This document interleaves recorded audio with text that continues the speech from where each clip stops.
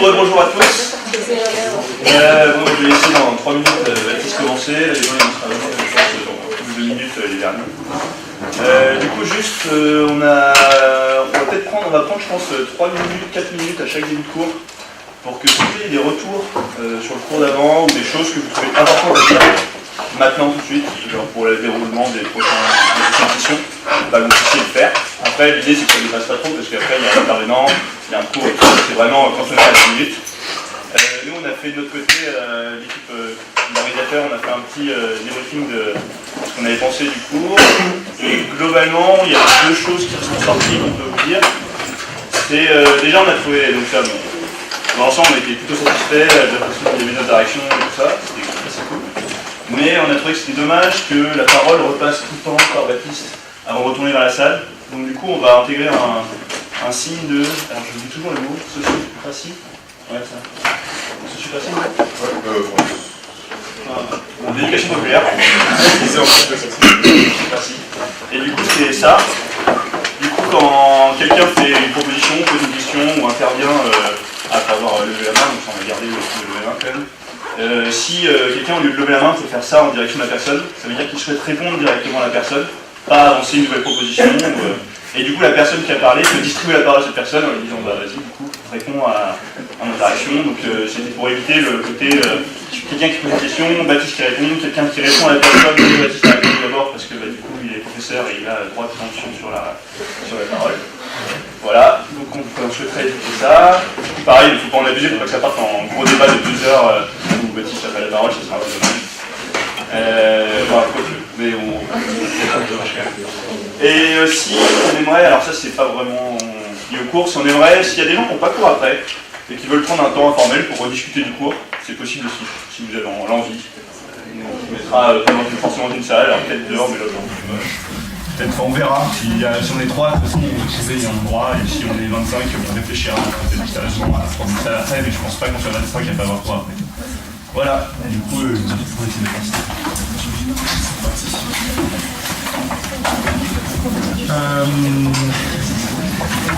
Le programme du jour.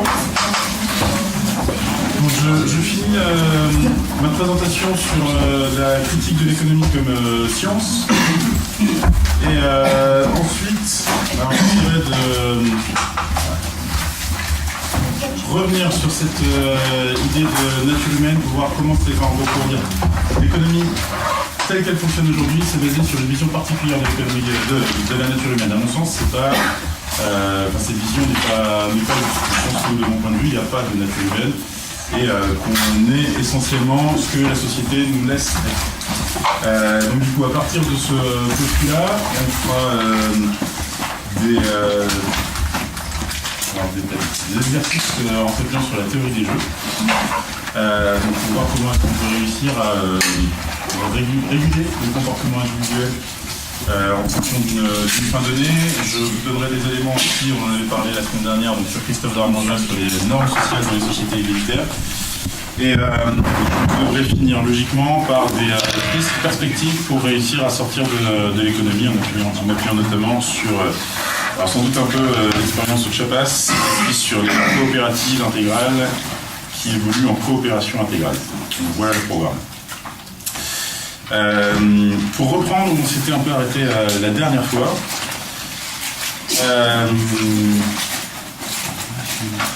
pour essayer d'être plus clair.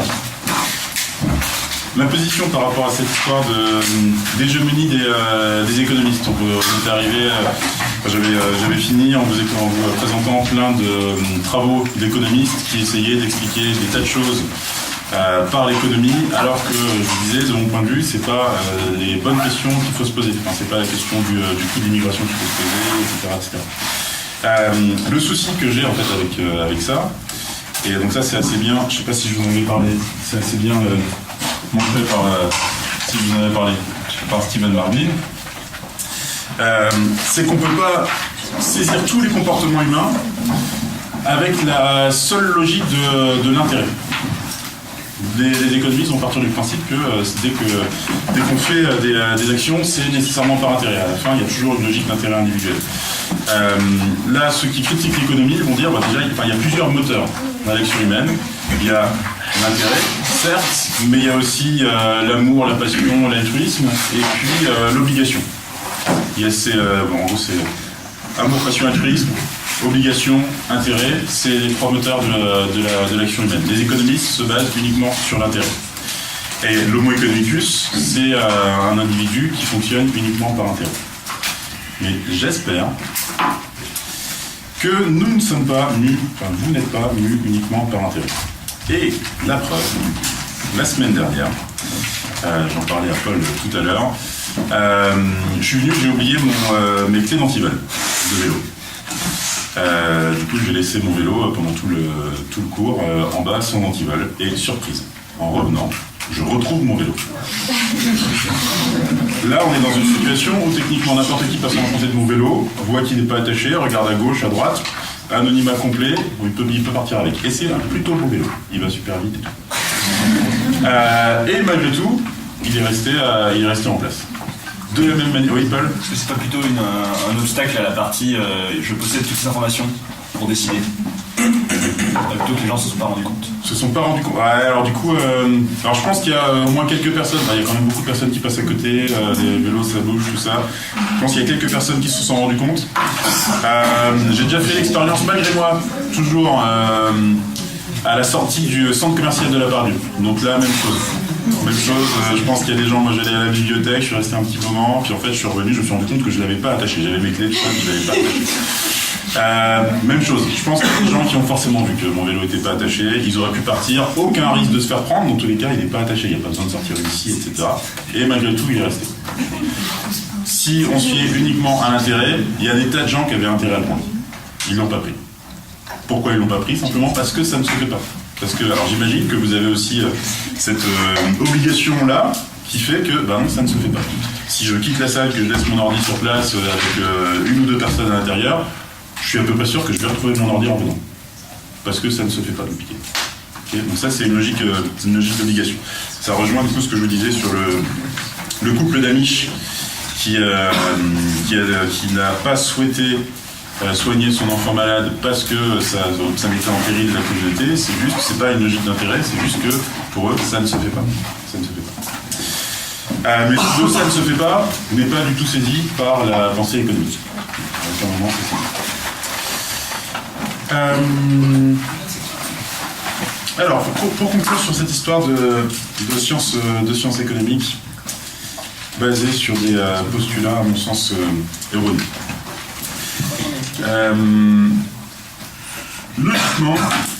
Logiquement, on peut défendre la science économique en disant que malgré tout, l'économie est efficace au niveau de ses prévisions, notamment, et au niveau de ses préconisations. Excuse-moi. Quand ils disent intérêt, ils entendent seulement intérêt économique, parce qu'on pourrait penser que quand on agit par obligation, c'est parce qu'après, si on le fait pas, on va se sentir mal, et que du coup, c'est par intérêt pour pas se sentir mal. Ouais, c'est calcul coût-avantage, donc c'est pas uniquement l'intérêt monétaire. T'es d'accord du coup ? Ah, super. T'es d'accord ? C'était la question que tu poses aussi. Donc c'est pas que l'intérêt économique dans le sens monétaire, mais donc c'est calcul coût-avantage, et effectivement à ce moment-là, le côté je vais me sentir mal après pourrait entrer en jeu. Là-dessus, ce que dit Stephen Marglin notamment, c'est une reconstruction a posteriori de notre sentiment d'obligation dans une logique d'intérêt. En fait, parce que maintenant on a ces lunettes de l'intérêt, et on a été formé comme ça, etc. Et donc maintenant on se dit, non, en fait si je fais ça, c'est parce que j'ai fait un calcul coût-intérêt. Alors pour prendre un autre exemple, vous vous promenez dans la rue, il y a quelqu'un qui tombe devant vous. J'imagine, j'espère que vous allez vers lui, que vous l'aidez à se relever. J'imagine, j'espère que vous ne faites pas un petit coup avantage avant. Vous faites parce que ça se fait en fait. Vous passez à côté en regardant qui sont sans l'aider, ça ne se fait pas. Donc c'est pas. Voilà, j'imagine que ça peut pas être saisi par le calcul coût-avantage. Après, rétrospectivement, on peut se dire oui, j'ai fait ça, parce que c'est une obligation, ça se fait. Mais du coup, il faut faire gaffe à ces lunettes qu'on a systématiquement. On voit tout par le prisme de l'intérêt, ce qui est dommage. Donc oui, je vous disais sur l'efficacité de la science économique au niveau des prévisions, au niveau des préconisations. Sur les prévisions, d'abord, alors les économistes ont deux avantages. Deux avantages indéniables. On en a parlé un tout petit peu la semaine dernière. Les prophéties autorisatrices et la performativité. Donc les prophéties autoréalisatrices, donc le principe c'est j'annonce le futur et le futur se réalise parce que je l'ai annoncé. C'est pour ceux qui ont vu Matrix, vous avez tous vu Matrix, des ingénieurs. C'est le coup de l'oracle qui dit c'est pas grave pour le vase. C'est pas grave pour le vase, quel vase, paf, il tombe. Est-ce que si l'oracle n'avait pas dit c'est pas grave pour le vase, mais donc ce serait retourné, aurait... Bon là c'est le même principe pour les prophéties autoréalisatrices en économie. Ce qu'on voit régulièrement avec les taux de croissance, on s'aperçoit que les taux de croissance les prévisions de taux de croissance sont systématiquement surévaluées. Le raisonnement, c'est si jamais on donne tout de suite un taux de croissance bas, le taux de croissance sera encore plus bas, parce que les acteurs vont anticiper du coup une activité faible, ça va avoir un effet sur leur propre activité, et donc ça va entraîner une baisse du taux de croissance. Une des premières illustrations de la prophétie autoréalisatrice en économie, c'était en 1720 avec la faillite d'une banque en France, la banque de l'eau, entraînée par ses concurrents qui ont dit « Ouh, attention, cette banque va faire faillite ». Donc les clients se sont dit « Ouh, quoi, elle va faire faillite ?» Ils ont retiré tout leur argent et la banque a fait faillite. Prophétie autoréalisatrice. L'autre élément, c'est la performativité. Et ça, c'est encore plus fort parce que ça s'applique à l'ensemble de l'économie. La performativité, je ne sais pas si vous connaissez le concept, ça a été développé par un philosophe français qui s'appelle Michel Calon. Calon, avec des je crois. La performativité, c'est techniquement quand dire, c'est faire.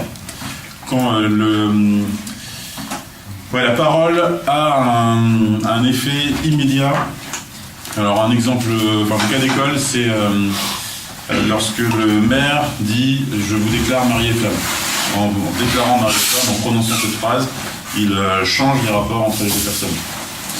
Là, dans le cas de l'économie, le principe, c'est on décrit le présent avec des lunettes d'économiste, et en décrivant le présent, on transforme le futur.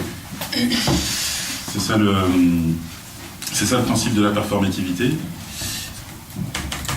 Et donc l'idée, c'est que les théories économiques aujourd'hui, par le discours économique, transforment le monde en un monde conforme à la théorie économique.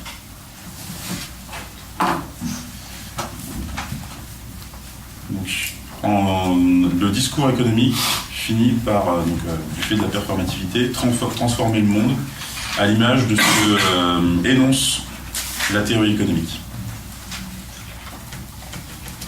Donc on assiste à une économicisation du monde.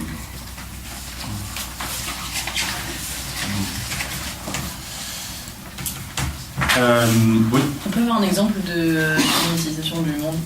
On peut avoir un exemple d'économicisation du monde. Je saute un peu.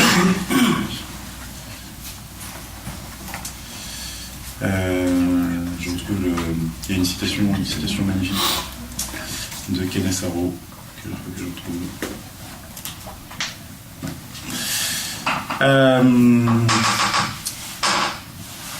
Kenneth Arrow nous dit ça va être en demande. Un économiste est, de par sa formation, amené à se considérer comme le gardien de la rationalité, comme le juge de la rationalité d'autrui, comme le prescripteur de la rationalité du monde social. Donc, je relis. Un économiste est, de par sa formation, amené à se considérer comme le gardien de la rationalité, comme le juge de la rationalité d'autrui, et comme le prescripteur de la rationalité du monde social. Donc Kenneth Arrow, je ne sais pas si vous connaissez.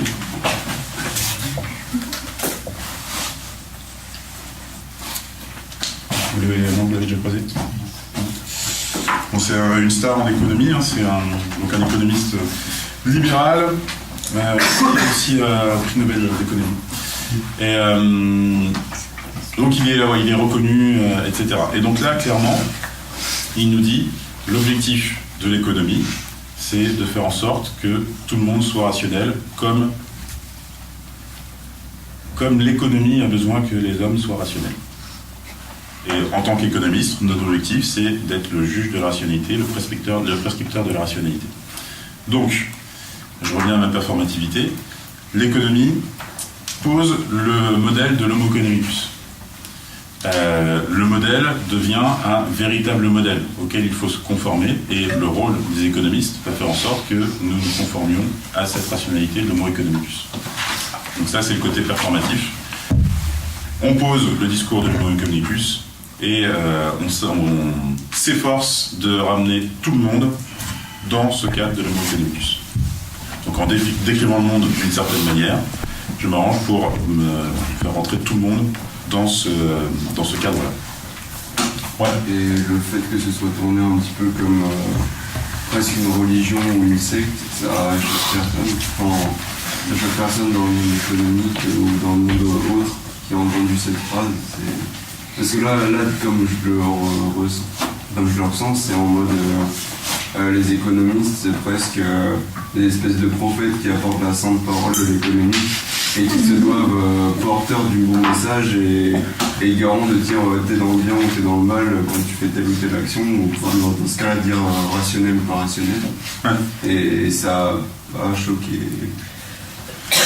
Côté des économistes, pas tant que ça, mais alors je file une métaphore. Là, j'écris en ce moment une préface d'un livre, d'un court extrait de Walter Benjamin qui s'appelle Le capitalisme comme religion. Et donc, le propos de ma préface, c'est dire qu'en fait, c'est pas le capitalisme seulement qui est une religion, mais effectivement, c'est l'économie qui est une religion. Et donc, en filant la métaphore, en économie, il y a des économistes orthodoxes, libéraux aujourd'hui, donc la pensée dominante. Il y a des économistes hétérodoxes, donc qui contestent les postulats libéraux, ce genre de choses.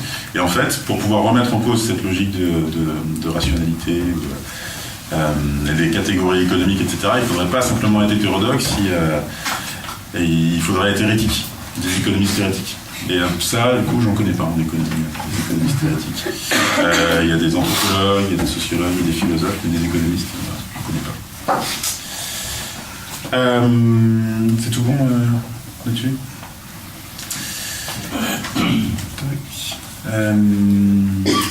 J'en étais...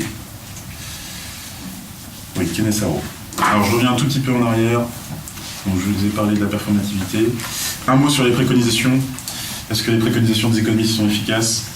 Là aussi, les économistes ont un outil assez redoutable d'auto-immunisation, qui consiste à dire si les prescriptions des économistes ne fonctionnent pas, c'est qu'elles sont mal appliquées. Et alors, je prends un exemple. Le cas de la Grèce.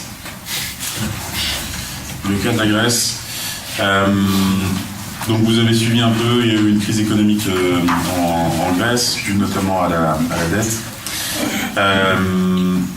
Différentes préconisations économiques ont été formulées vis-à-vis de la Grèce et on s'est rendu compte que ça n'a pas marché. Là, fait exceptionnel, le FMI a reconnu son erreur. Finalement, ils ont dit, bon, c'est vrai, là, on s'est planté sur le coup de la Grèce. C'est exceptionnel. Logiquement, ça se passe pas trop comme ça. Mais en fait, ce qui s'est passé, c'est que les préconisations faites pour la Grèce étaient juste pas applicables. Donc quand on dit à toute une population, bon, il va falloir vraiment réduire la voilure, il va falloir réduire les pensions retraites, il va falloir réduire le traitement des fonctionnaires, en gros, donc baisse de revenus pour tout le monde, etc. Ça peut marcher sur le papier, mais une fois qu'on l'applique au monde réel, c'est juste pas possible. Vous avez un mouvement populaire, enfin, vous voyez à peu près comment ça peut évoluer, comment ça a évolué. Bref, sur le papier, quand on fonctionne juste avec des chiffres, des schémas, tout ça, ça peut fonctionner. Mais quand on l'applique à un monde peuplé d'humains, eh ben, on s'aperçoit que ça ne fonctionne pas. Et donc les économistes se contentent souvent de dire, en fait, si ça n'a pas marché, c'est juste que vous ne l'avez pas correctement appliqué. Ouais, sauf qu'il fallait l'appliquer à des humains. Donc, dernier mot sur cette histoire d'économie. Alors moi je suis pas convaincu que l'économie soit une science, donc la thèse que je défends, c'est qu'effectivement c'est une religion. Au mieux, je dirais que c'est une discipline, mais vraiment une discipline dans le sens disciplinaire du terme. Donc l'objectif, ça va être de nous discipliner pour que nous nous conformions au discours économique. Donc c'est ce que disait Keynes Arrow, dans la citation mentionnée auparavant. Ce que note également Michel Calon, dont je vous parlais tout à l'heure, il nous dit « Oui, l'homo economicus existe, mais il n'est pas une réalité anhistorique. Il ne décrit pas la nature cachée de l'homme, il est le résultat d'un processus de configuration. » Donc du coup, nous devenons progressivement des homo economicus parce que c'est précisément le discours de la science économique qui nous incite à devenir des homo economicus disciplinés. Donc voilà le raisonnement. Est-ce que je vous cite encore du Guy Debord? Je vais avancer. Quelques éléments de critique de l'économisme pour finir. Quelques auteurs qui s'interrogent, qui se disent est-ce que c'est bien rationnel et raisonnable d'être rationnel. Serge Latouche et Amartya Sen notamment. Serge et Amartya Sen. Alors je vous les présente vite fait avant de vous expliquer leurs propos. Vous connaissez un peu Serge Latouche? Non. C'est un auteur, un économiste, un vieil économiste maintenant, à la retraite, décroissant. Alors s'il peut faire partie des hérétiques, en l'occurrence Serge Latouche, il a écrit un livre il y a un petit moment qui s'appelle L'invention de l'économie, où justement il dit l'économie c'est pas quelque chose qui a existé en tout lieu, en tout temps, etc. Donc, c'est quelque chose qui a été construit socialement, donc on n'est pas condamné à rester toujours dans l'économie. C'est un auteur donc décroissant. Si vous voulez un premier contact avec la décroissance, vous pouvez lire un des livres de Serge Latouche. Il a écrit plein de petits livres sur la décroissance. Alors petit traité pour une décroissance sereine, pour une société frugale et conviviale. Il a écrit au moins 4 ou 5 petits livres aux éditions Mille et une nuits, dans la petite collection pas chère. C'est à peu près, je pense qu'il ne m'en voudrait pas si je disais ça, à peu près à chaque fois les mêmes livres. Donc vous pouvez choisir n'importe lequel des 5 livres et vous aurez la pensée de Serge Latouche sur la décroissance. C'est un peu un bon contact avec la décroissance. Et Amartya Sen, c'est un économiste, je crois qu'il est indien, j'ai un doute, indien, pakistanais. Premier prix Nobel d'économie du Sud, connu notamment pour ses travaux sur l'indice de développement humain et ses travaux en philosophie politique sur les capabilités. Et donc les deux nous disent finalement un monde peuplé de... Enfin si effectivement le projet de l'économie c'est de nous transformer tous en homo economicus, parce que c'est un programme qui est vraiment raisonnable. Est-ce qu'il est vraiment raisonnable d'être complètement rationnel? Il nous arrive à un moment, enfin des fois, d'être mu par nos émotions, d'être impulsif, d'être passionné, d'être altruiste, de nous conformer à la morale, ce genre de choses. Est-ce que c'est grave? Est-ce que c'est grave? J'espère que non. J'espère que c'est plutôt une bonne chose de ne pas se conformer toujours à cette logique de maximisation de la satisfaction. Et Amartya Sen nous dit finalement l'homo economicus, c'est un demeuré social. Un demeuré social donc, qui ne se fie pas aux autres, qui n'a pas d'affinité, qui n'a pas d'appartenance sociale, etc., incapable de tout acte civique. Pourquoi aller voter, par exemple, si on est un homo economicus, donc indépendamment de tout choix politique, d'abstention, etc. Enfin, aller voter, c'est un acte irrationnel. Vous savez à tout moment que votre vote ne changera rien. Pourtant, il y a des tas de gens qui vont voter ou qui ne vont pas voter, mais par choix, par conviction politique. Et les homo economicus sont des Robinson. Et souvent, il y a ça dans les théories économiques, la réduction aux Robinsonades. Donc toujours de ces individus isolés, ou souvent dans les Robinsonades on parle de l'état de nature en disant comment ça se passe au moment où c'est l'état de nature et comment est-ce qu'on évolue progressivement et on bâtit un modèle de société qui fonctionne, en ignorant toujours dans les Robinsonades que en fait on n'a jamais été dans l'état de nature. On n'a jamais existé sur une île seule en se disant tiens, j'aime pas trop être seul, du coup je vais me grouper à d'autres pour pouvoir me défendre, etc. C'est jamais comme ça que ça s'est passé, on a toujours vécu en société. et la société précède l'individu. Donc du coup, voilà, toutes ces renaissonades, tous ces postulats de la science économique, finalement, nous conduiraient à devenir simplement des demeurés sociaux et des rombassos. C'est pas forcément ce qu'on souhaite. Donc pour finir, ce qu'il faut retenir de tout ça, c'est que l'économie est nécessairement politique. Donc on ne peut pas simplement donc, se baser sur les postulats de rareté, sur les postulats de nature humaine, puisqu'ils peuvent être remis en cause. Et il faut accepter le fait que derrière toute préconisation économique, il y a des postulats qui sont éminemment politiques. Donc l'économie est politique au sens fort du terme. C'est ce que dit notamment Hirschman, Albert Hirschman. Et puis Hirschman. Et puis également Amartya Sen, qui ont écrit un livre chacun avec des titres assez proches. L'économie comme science morale, l'économie est une science morale et l'économie comme science morale et politique, où ils disent systématiquement, derrière l'économie, il y a toujours de la politique. Je vous passe Maurice Godelier, je vous passe certains éléments. On avance, on va pouvoir passer à l'expérimentation.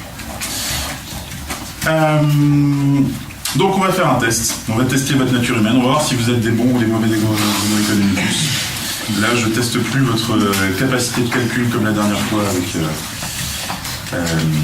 l'expérience de Kalman-Tversky. Et là, on va voir comment on peut se comporter dans une logique, dans un cadre qui nous oblige à choisir entre concurrence et coopération. Alors, on va faire un premier jeu facile autour du dilemme du prisonnier. Vous connaissez tous le dilemme du prisonnier ou pas? On le fait juste pour que vous puissiez cerner la logique. Et donc mon objectif là, dans cette partie, c'est de vous montrer que contrairement à ce que nous dit la science économique, on a plutôt tendance à privilégier la coopération plutôt que la concurrence. Alors, je biaise un peu la suite du... On va voir. Alors, je retrouve juste la bonne partie.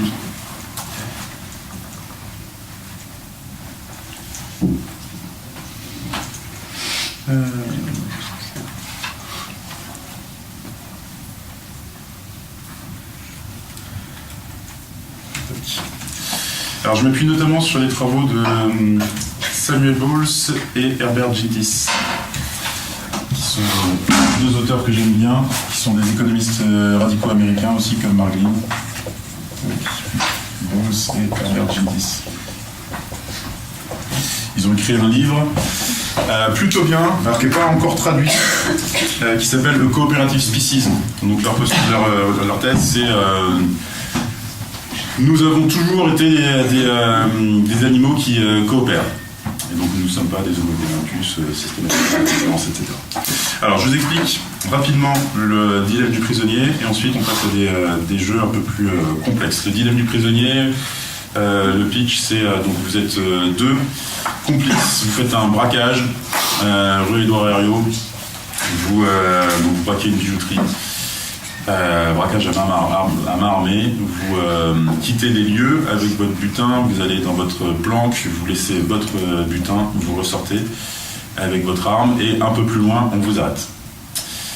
Les policiers ont contre vous le port d'armes illégal, mais ils n'ont pas votre butin, donc ils n'ont pas de preuve formelle que c'était vous. Vous savez comment ça se passe, on vous met dans deux cellules séparées, deux salles d'interrogatoire séparées, et on vous dit, on sait que c'est vous, avouez. La grille des peines, c'est...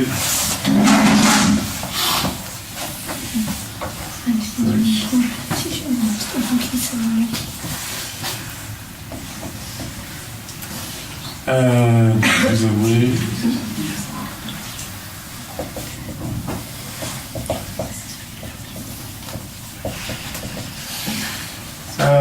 Alors si les deux avouent, ils font 5 années de prison chacun. Si les deux nient, ils font 2 années de prison chacun. Si A avoue et que B nie, A repart libre. C'est un jeu complètement immoral. Et B fait 10 ans de prison et inversement. Si A nie et que B avoue. Donc avouer, ça veut dire balancer son complice. Évidemment. La question qui se pose, c'est que faut-il faire?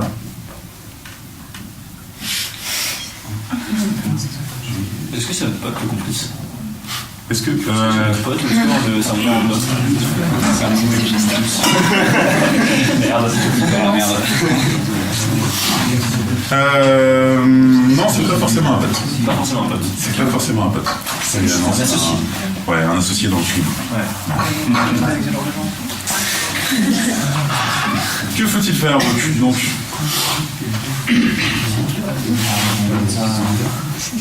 Ouais, alors, ou alors sinon, vous êtes un peu nombreux. On peut faire Et deux échantillons. on peut faire le test. Vous vous mettez par paire. Je vous laisse 40 secondes de réflexion et vous écrivez sur un papier ce que vous faites. Et on fait le point après. Après, il faut que ça se passe dans le calme. Pas de règlement de compte après. En personne suite. Vous vous mettez par paire.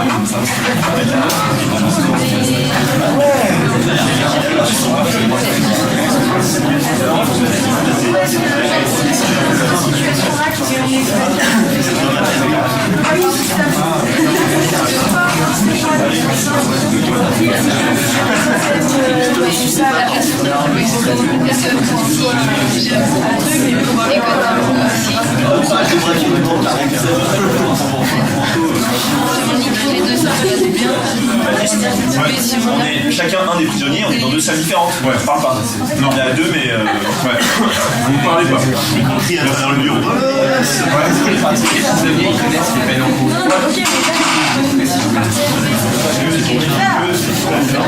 Donc, c'est bon, vous êtes tous par paire. Donc, vous discutez pas. Vous n'êtes pas dans la même pièce comme le notait Paul. On pourra faire une variante après, vous êtes dans la même pièce. Enfin, vous avez la possibilité d'échanger avant. Donc, vous connaissez, enfin, pas pour le moment, vous connaissez la grille des peines. Ça, les policiers vous l'ont clairement expliqué. Et d'ailleurs, ils vous disent, là, votre complice, il est dans votre salle, il est en train de vous balancer. Vous faites ce que vous voulez, hein. Et il est en train de vous balancer. Vous avez 30 secondes pour faire votre choix. Vous le notez sur un petit bout de papier pour que ça vous engage. Et ensuite, on fait le point sur la stratégie que vous avez adoptée. Alors du coup, vous faites le point avec vous-même, vous regardez pas votre complice. Il y a un choix à faire. Bah moi j'ai eu des infos, et dans l'autre salle ça balance. Mais vous faites ce que vous voulez. Vous avez fait votre choix?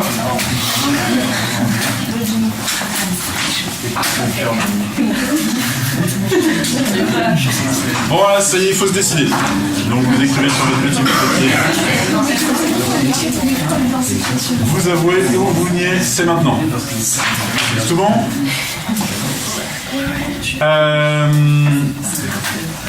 Qui a avoué?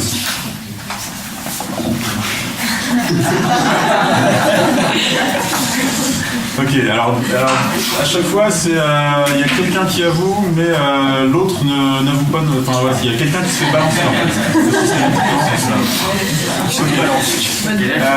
Tous les autres, vous avez nié. Pourquoi vous avez nié? T'as bien fait de le balancer. Parce qu'on a dit qu'on nierait. Avec le collègue quoi. Et du coup ça peut carrément être du chantage de la part du commissaire de police qui se passe globalement très souvent. Ouais. Et comme il y a eu un engagement avec cette personne de nier, ben... Et tu peux faire confiance à ton complice. Enfin, beaucoup plus qu'au commissaire de police. Carrément, ouais. Admettons. Ouais. Je pense que pour décider de faire un braquage d'un armé avec quelqu'un, c'est qu'il y a une relation de confiance un minimum. Et que c'est une discussion qui a été faite avant, qui m'a fait nier. Il y a aussi le fait que, je pense honnêtement, que s'il y en a un qui nie l'autre pas, l'autre quand il sort, C'est dans 10 ans, c'est loin. Hein. Mais il peut se balader. Vas-y. Je pense que si on fait un braquage à main armée, c'est pas forcément avec quelqu'un avec qui on est pote, ça peut être dans un coup de désespoir où il n'y a pas d'autre solution, on est obligé de rater une gâchette. C'est bien parce que chacun se fait son film un peu. C'est vraiment dans la merde. Je suis pas, enfin, là ça marche pas trop. Je pense que ce test n'a pas trop de sens dans le sens où on connaît pas la personne. Ouais. Alors on va faire une variante après. Alors, tu voulais intervenir? J'ai vu une autre main se lever. Théo, vas-y. Bah, collectivement, c'est le nier tous les deux qui rapporte, enfin qui fait avoir le moins d'années de prison en tout. Ouais, d'accord. Collectivement. Théo? D'un point de vue égoïste, on nie soit on prend 0, soit on prend 2, mais on peut pas prendre plus que 2. Non, bah non, non, mais non, c'est l'autre qui le dénonce. Mais non, c'est ça, il a pas compris, mais ça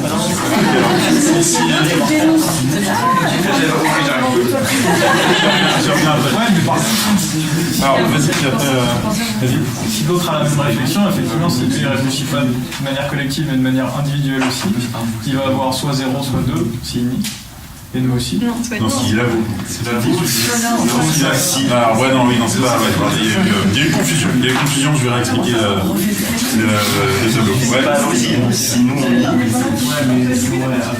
du coup, c'était la réponse inverse de Théo. J'ai fait le calcul dans ma petite tête, je vais pas me faire choper. Du coup, je me dis, bon, bah, j'ai fait une connerie, donc je vais avouer. Et si l'autre il est honnête comme moi, il va avouer. Sauf que si j'avais voulu nier et que on peut pas goûter, il avait avoué à ma place, je me serais fait U. Donc je préfère avouer tout. Et si jamais il nie, bah tant pis pour lui, il prend les 10. Le problème, il tient dans le terme, c'est pas avouer, c'est balancer. Ouais, c'est ça. Ouais, balancer, c'est vraiment moche. Avouer, c'est. Vas-y, continue, Paul. Moi, j'ai mis nier parce qu'il y a plein de biais sociaux qui font que je pense que quelqu'un balancera jamais à la police. Enfin, genre le côté le mot de la rue, le côté j'ai pas envie de me faire tabasser en prison, le côté. Ouais, alors j'aurais pu ajouter que quand on balance, après on est dans le système de protection des témoins. Colorado, enfin une histoire. Ouais. Non, mais je suis en train de me dire aussi que il y a une autre personne dans le scénario, c'est le policier qui nous interroge. Ouais. Et ça joue aussi dans le sens où si le policier se montre agressif envers moi et me pousse à avouer, je me dis il va faire la même chose de l'autre côté. Ouais. Et du coup on a... Bah toi t'as pas eu besoin d'être trop poussé je crois pour avouer. Mais du coup on arrive dans la situation où on se dit on avoue tous les deux et ça tombe 5-5 quoi. Ouais. Enfin il y a plein d'autres paramètres qui jouent et... Alors que vous auriez pu avoir 2 années chacun. Oui, aussi. Mais vu qu'il y a la question d'une troisième personne, et qu'on sait pas, on n'est pas dans la position de l'autre personne, on ne sait pas si les questions de récitation, etc. Ok, alors donc je vous explique le principe, je réexplique le tableau. Le raisonnement rationnel, c'est avouer, c'est balancer. Si vous êtes rationnel, vraiment c'est ça qu'il faut faire. Parce que si vous faites la grille des gains, si vous avouez, vous êtes A, vous avouez, vous faites soit 5 ans, soit vous partez libre. Okay. Si vous niez, vous faites soit 10 ans, soit 2 ans. Est-ce qu'on est d'accord? Vous êtes ingénieur. Est-ce qu'on est d'accord pour dire que 0 c'est moins que 2 et que 5 c'est moins que 10? On est d'accord? Donc, quel que soit le choix de votre complice, balancer, c'est toujours mieux que nier. Pas tout à fait vrai là, parce que si on a 5, on aura plus que les 2. On aura si les 2 unis. Ouais, mais en gros, le raisonnement c'est par couple, quel que soit le choix de mon complice, si je le balance et que lui nie, je pars libre. Ouais. Alors que si je nie et que lui nie, je fais 2 ans. Si si je balance et que lui balance, je fais 5 ans. Alors que si je nie et que lui balance, je fais 10 ans. Donc en situation d'incertitude, je ne sais pas ce que mon complice va faire. Dans tous les cas, il faut que je balance, si je suis rationnel. Ça sera toujours mieux que si je nie. Pour moi, moi j'ai fait ce même raisonnement rationnel, mais surtout en me disant je risque pas de perdre 10 ans de ma vie en prison. Surtout le fait d'avoir 5, un maximum de 5 qui est la moitié du maximum de l'autre maximum qui est 10. Ouais, mais alors du coup, on peut juste dire, dans tous les cas, tout ce qu'il y a, si je suis A, tout ce qu'il y a là, c'est mieux que ce qu'il y a là. Par paire à chaque fois. Tu veux intervenir? Ouais, c'est que là, on prend en compte que les années de prison. Mais si on avoue, la police, elle va trouver l'argent. Donc au final, le braquage aura servi à rien. Ah ouais. Alors que si les deux, ils gardent l'argent. Ça, mais ouais, c'est un peu tordu. Penser au butin, encore, ouais. C'est un braquage. On n'a jamais fait ça. Mais, quelques variantes. Il y a une variante, vous avez la possibilité de vous accorder. Avant, donc vous êtes, alors les policiers se sont plantés, ils vous ont mis dans la même cellule avant de vous mettre dans 2 salles d'interrogatoire séparées. Donc vous avez la possibilité de vous mettre d'accord, on va pas la faire parce que ça vous prend trop de temps, il y a d'autres choses à faire. Le raisonnement, c'est si vous avez la possibilité de vous accorder avant, et ben ça change rien. Parce que du coup, à aucun moment vous pouvez vous fier à votre complice, c'est pas parce que vous avez donné votre parole que vous allez venir. Et puis dans tous les cas, la grille des gains reste exactement la même. Donc vous pouvez vous accorder tout ce que vous voulez. Alors d'expérience, là aussi, je vais faire avec quelques étudiants, il y a toujours des trahisons. Et alors les trahisons sont encore plus dures, c'est là qu'il y a des larmes, tout ça. Là où ça change, c'est lorsque vous répétez le jeu plusieurs fois. Si vous répétez le jeu plusieurs fois, avec le même complice, là vous avez un risque de représailles. Vous avez balancé, vous pouvez vous dire, si vous balancez, vous pouvez vous dire la prochaine fois il ne balance pas. Vous savez que vous allez continuer à jouer avec la même personne. Donc dans ces cas-là, parce qu'il y a un risque de représailles, vous avez tendance à vous aligner sur la stratégie on va nier. Logiquement. Ça, c'est si vous répétez le jeu un nombre de fois infini. Vous savez que vous allez rejouer. À partir du moment où vous répétez le jeu un nombre de fois fini, par contre, on retombe dans la logique qu'il faut balancer. Alors, je vous explique le truc. Si on dit on fait 5 fois de suite, on fait le jeu 5 fois de suite, vous allez nier la première fois, de peur de vous faire balancer la fois suivante. Vous allez nier la deuxième fois, de peur de vous faire balancer vous allez nier la 4e fois, mais la 5e fois, vous balancez, parce que vous savez que c'est la dernière fois que vous jouez. Mais, puisque vous êtes rationnel, dès la 4e fois, vous vous dites, la prochaine fois, c'est la dernière, il va me balancer. Donc, je balance. Mais, puisque vous êtes rationnel, etc., et en fait, dès la première fois, vous balancez. Vous voyez le raisonnement ? Et le raisonnement, c'est que dans la vie, on sait qu'on répète toujours les interactions en nombre de fois fini. Parce que tôt ou tard, on sait qu'on va mourir, évidemment, mais on sait que c'est un nombre de fois fini, donc ça pourrait nous inciter à ne pas courir. J'avance. Donc, pour finir par cette histoire, donc vous l'avez noté, donc je vous disais, avouer, c'est la stratégie la plus rationnelle, ce qui nous conduit à avoir comme résultat le plus rationnel, chacun fait 5 années de prison, ce qui est nul, parce qu'il y avait mieux à faire, chacun fait 2 années de prison. Ok ? Donc la coopération, là, liée chacun, est plus efficace que la concurrence qui nous conduit à faire 5 années de prison chacun. Mais c'est ça la situation, la stratégie dominante. C'est ça la stratégie dominante, donc celle qui résulte de l'action d'individus rationnels placés dans une situation d'incertitude. Donc on se dit c'est dommage, la coopération aurait mieux marché que la concurrence, mais si nous sommes rationnels, nous allons être en concurrence. Ouais, ça dépend aussi si on pense collectif ou individuel. D'un point de vue individuel, la meilleure combinaison serait le 0 pour un des deux. Ouais, alors ce que je dis, c'est, pour parler en termes d'économiste, ça, c'est ce qu'on appelle l'équilibre de Nash. Du nom de Nash, l'économiste qui a modélisé tout ça.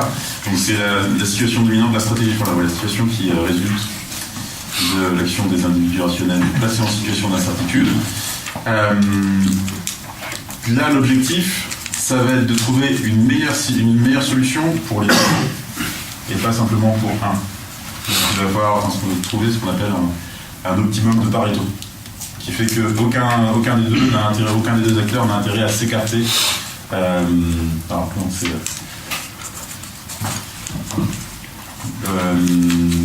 Il faut trouver une situation dans laquelle au moins un des acteurs peut améliorer cette situation, son sort, sans détériorer celui de l'autre. Là, passer à 0,10, ça va détériorer le sort du joueur B. Si par contre, passer à 2,2, ça améliore le sort des deux. Donc les deux ont intérêt à passer à cette stratégie-là. S'ils se placent dans cette manière de penser. Ouais, en gros, voilà. Les deux ont intérêt à coopérer, mais ils se disent, vu que je sais pas si l'autre coopère, mieux vaut balancer. Mais je vois pas pourquoi ce serait son intérêt, parce que si son intérêt justement personnel passe au-dessus de l'intérêt collectif, alors son intérêt serait plutôt de faire 0 année de prison. Vas-y. Oui, mais du coup, le truc c'est que chacun réfléchit comme ça. Mon intérêt c'est de faire 0 année de tôle, et du coup, vu que chacun prend la décision indépendamment, tu te retrouves dans la situation où chacun fait 5 années. Parce que tous les deux avouent. J'ai envie de faire 0, et Arnaud, je m'en branle, je prends 10, et toi tu te dis pareil, et du coup, on se retrouve à 5-5. Yes. Vu qu'il y a pas, toi tu peux pas dire, ils s'en foutent que je prenne 10, mais moi j'aime bien ce Paul. Du coup, ouais. Cette expérience, c'est une mauvaise nouvelle pour tout ce pour ce pourquoi on est dans ce cours, non? Eh ben non.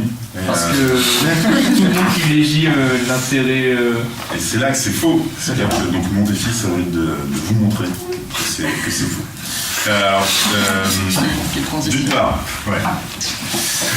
d'une part, quand on a fait l'expérience. On n'a pas vraiment mis des gens en prison, on les a fait taper avec des bottins, etc.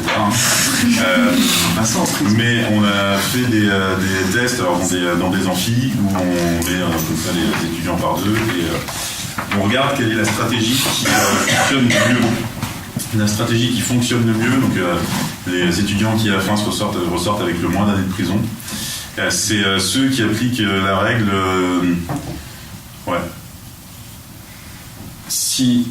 Alors je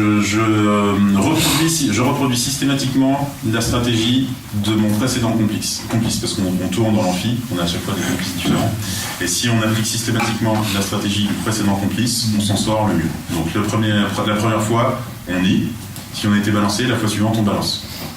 Et si l'autre a nié, la fois suivante, on nie, etc. Donc on applique systématiquement la stratégie du complice précédent. La stratégie du complice précédent, donc avec qui on a fait le jeu des celui l'avant, alors que là on a changé de personne, c'est ça? Ouais, ok, c'est ça. C'est pas la stratégie du nouvel arrivant, quoi. Ouais. Donc c'est pas un jeu dans lequel on s'en sort le mieux en balançant systématiquement. Ouais. Donc il peut y avoir un intérêt à coopérer. Donc c'est pas complètement négatif comme jeu. Okay. Mais alors je vous donne d'autres exemples de jeux où on voit que les gens ont tendance à coopérer. Premier jeu, le jeu de l'ultimatum. Le jeu de l'ultimatum. Ça a l'air bien dit comme ça. Donc jeu à 2 joueurs. Alors, on va pas le faire, je vous l'explique, on va pas faire celui-là, on va en faire un autre après. Le principe c'est, il y a un joueur A, un joueur B. Le joueur A se voit allouer 100 €. Avec ces 100 €, il fait une proposition de partage au joueur B. Donc il peut dire, par exemple, je te donne 50, je garde 50, je te donne 80, ou je te donne 0, et je garde tout, c'est possible aussi, ou je te donne 1 et je garde 99, tous les partages sont possibles. Le joueur B a 2 options, soit il accepte le partage, auquel cas on effectue effectivement le partage, soit il refuse le partage, auquel cas personne n'a rien. Facile. Donc, la logique du jeu, c'est que si vous êtes le joueur B, 1 € c'est mieux que 0. D'accord ? 1 € c'est mieux que 0, donc si vous avez un joueur A qui vous propose un partage, je garde 99 et je vous donne 1, vous êtes censé accepter. Si vous êtes rationnel, mieux vaut 1 que 0. Ouais. Et on s'aperçoit que les joueurs B refusent les partages 1,99. Ils sont attachés à la coopération, qui ne sont pas simplement rationnels et qui se disent non, moi j'estime que c'est pas juste, c'est pas équitable, donc je refuse.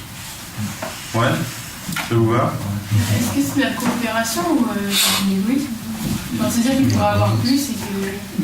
Peut-être c'est un connard. De l'égoïsme?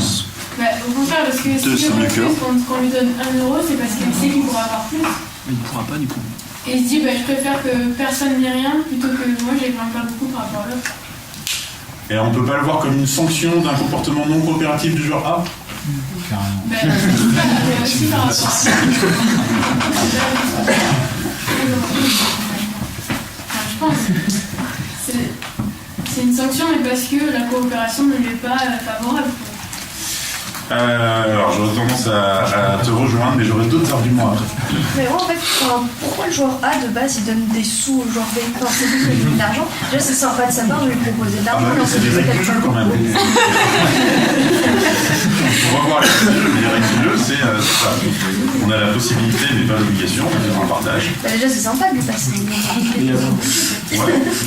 Là, c'est de l'ajout d'information de ta part. Il n'a jamais été précisé que c'était le joueur A qui avait gagné cet argent. On a juste offert le choix de le partager. Notamment, par exemple, un patron d'entreprise, quand il gagne, quand il fait des chiffres d'affaires, c'est lui qui choisit la façon de le répartir à ses employés. Pourtant, les employés sont quand même souvent un peu pour quelque chose dans l'argent qui a été gagné par le patron. Ok, on n'a pas plus. Donc il n'y a pas eu de précision de l'origine du gain. Là, dans le cadre du jeu, c'est juste comme un gain à la loterie. Ouais, non, donc quand même les résultats de ce jeu quand on l'applique effectivement avec des vrais dollars, c'est pas juste une vue de l'esprit, on s'aperçoit que les joueurs A donnent, donc ils devraient pas mais ils donnent, et ils proposent généralement un partage égalitaire 50-50, ce qui est complètement irrationnel. Ils proposent 50-50 et on s'aperçoit que les joueurs B refusent un partage inférieur à 75-25. 25 pour le B. Pas le jeu. 99. Mais non, du coup, c'est un partage 75-25, 25 pour le joueur B.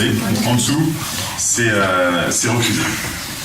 Donc, on peut y voir un signe d'attachement au principe de coopération. Les joueurs A sont moins égoïstes que prévu, les joueurs B refusent des partages qui leur seraient pourtant avantageux, mieux vaut avoir 24 que 0, etc. Mais on peut aussi y voir un signe d'égoïsme, la peur de se faire léser, etc.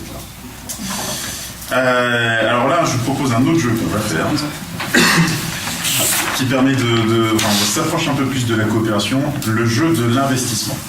Donc là, vous gardez les mêmes binômes, même si je sais que ça s'est pas bien passé, parfois.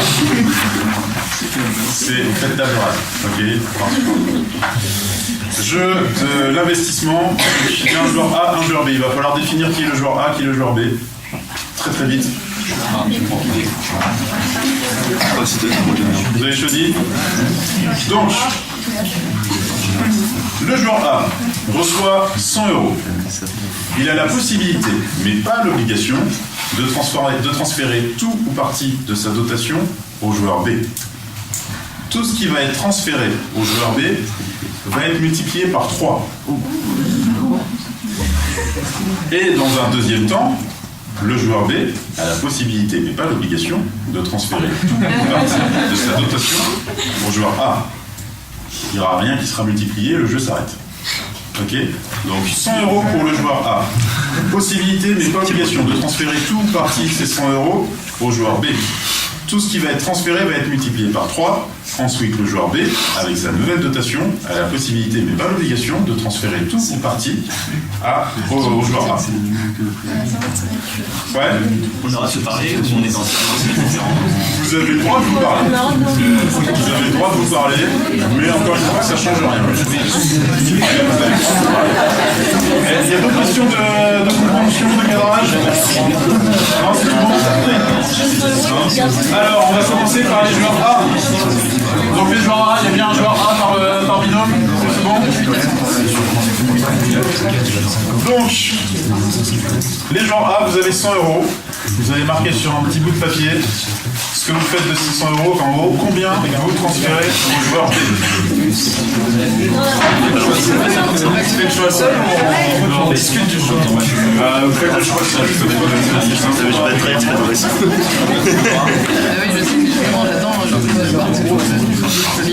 Donc vous pouvez transférer 100 €, 99, 98, 0, tout ce que vous voulez. Vous avez fait votre choix?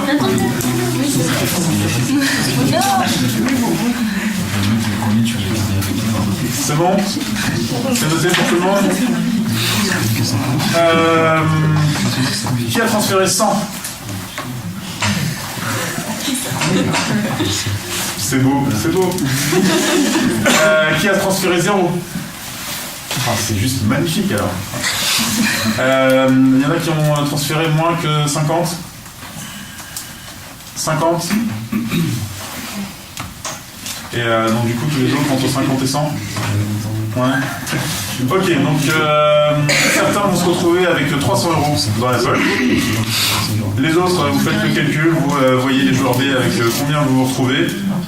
Et c'est à vous de choisir, donc qu'est-ce que vous faites de cette dotation? Vous avez la possibilité, mais pas l'obligation, de rendre toute ou partie au joueur A. Je vous laisse 20 secondes de réflexion, vous notez le chiffre sur un petit bout de papier, on fait le point après. Est-ce que la peur du jugement elle rentre pas fortement en regard de la peur là?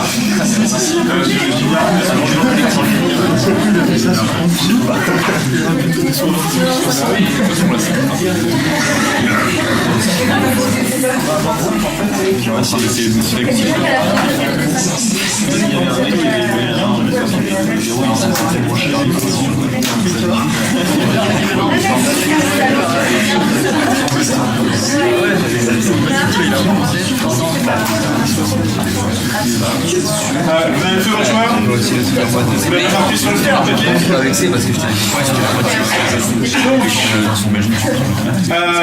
Combien vous avez rendu? Alors, est-ce qu'il y en a qui ont rendu 300 €?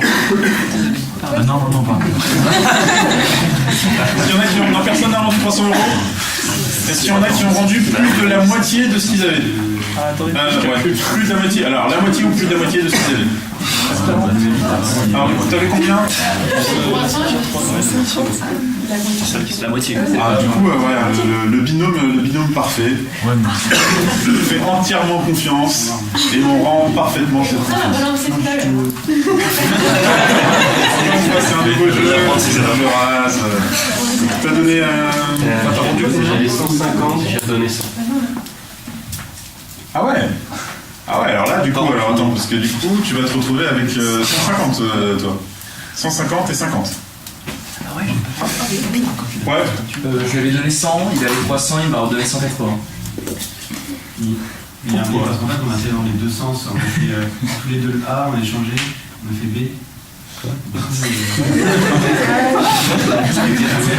Ah, vous avez été à chaque fois A et B? Ouais. D'accord. Ok. On va donner plus. Ah, du coup, d'accord. Il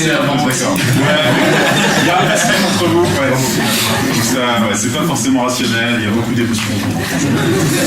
Il y a d'autres retours, ouais. Moi je l'ai rendu 200. Déjà parce que comme j'avais un peu peur qu'il m'en donne pas, j'étais contente qu'il m'en donne, donc je le remercie. Et aussi comme je l'ai balancé tout à l'heure.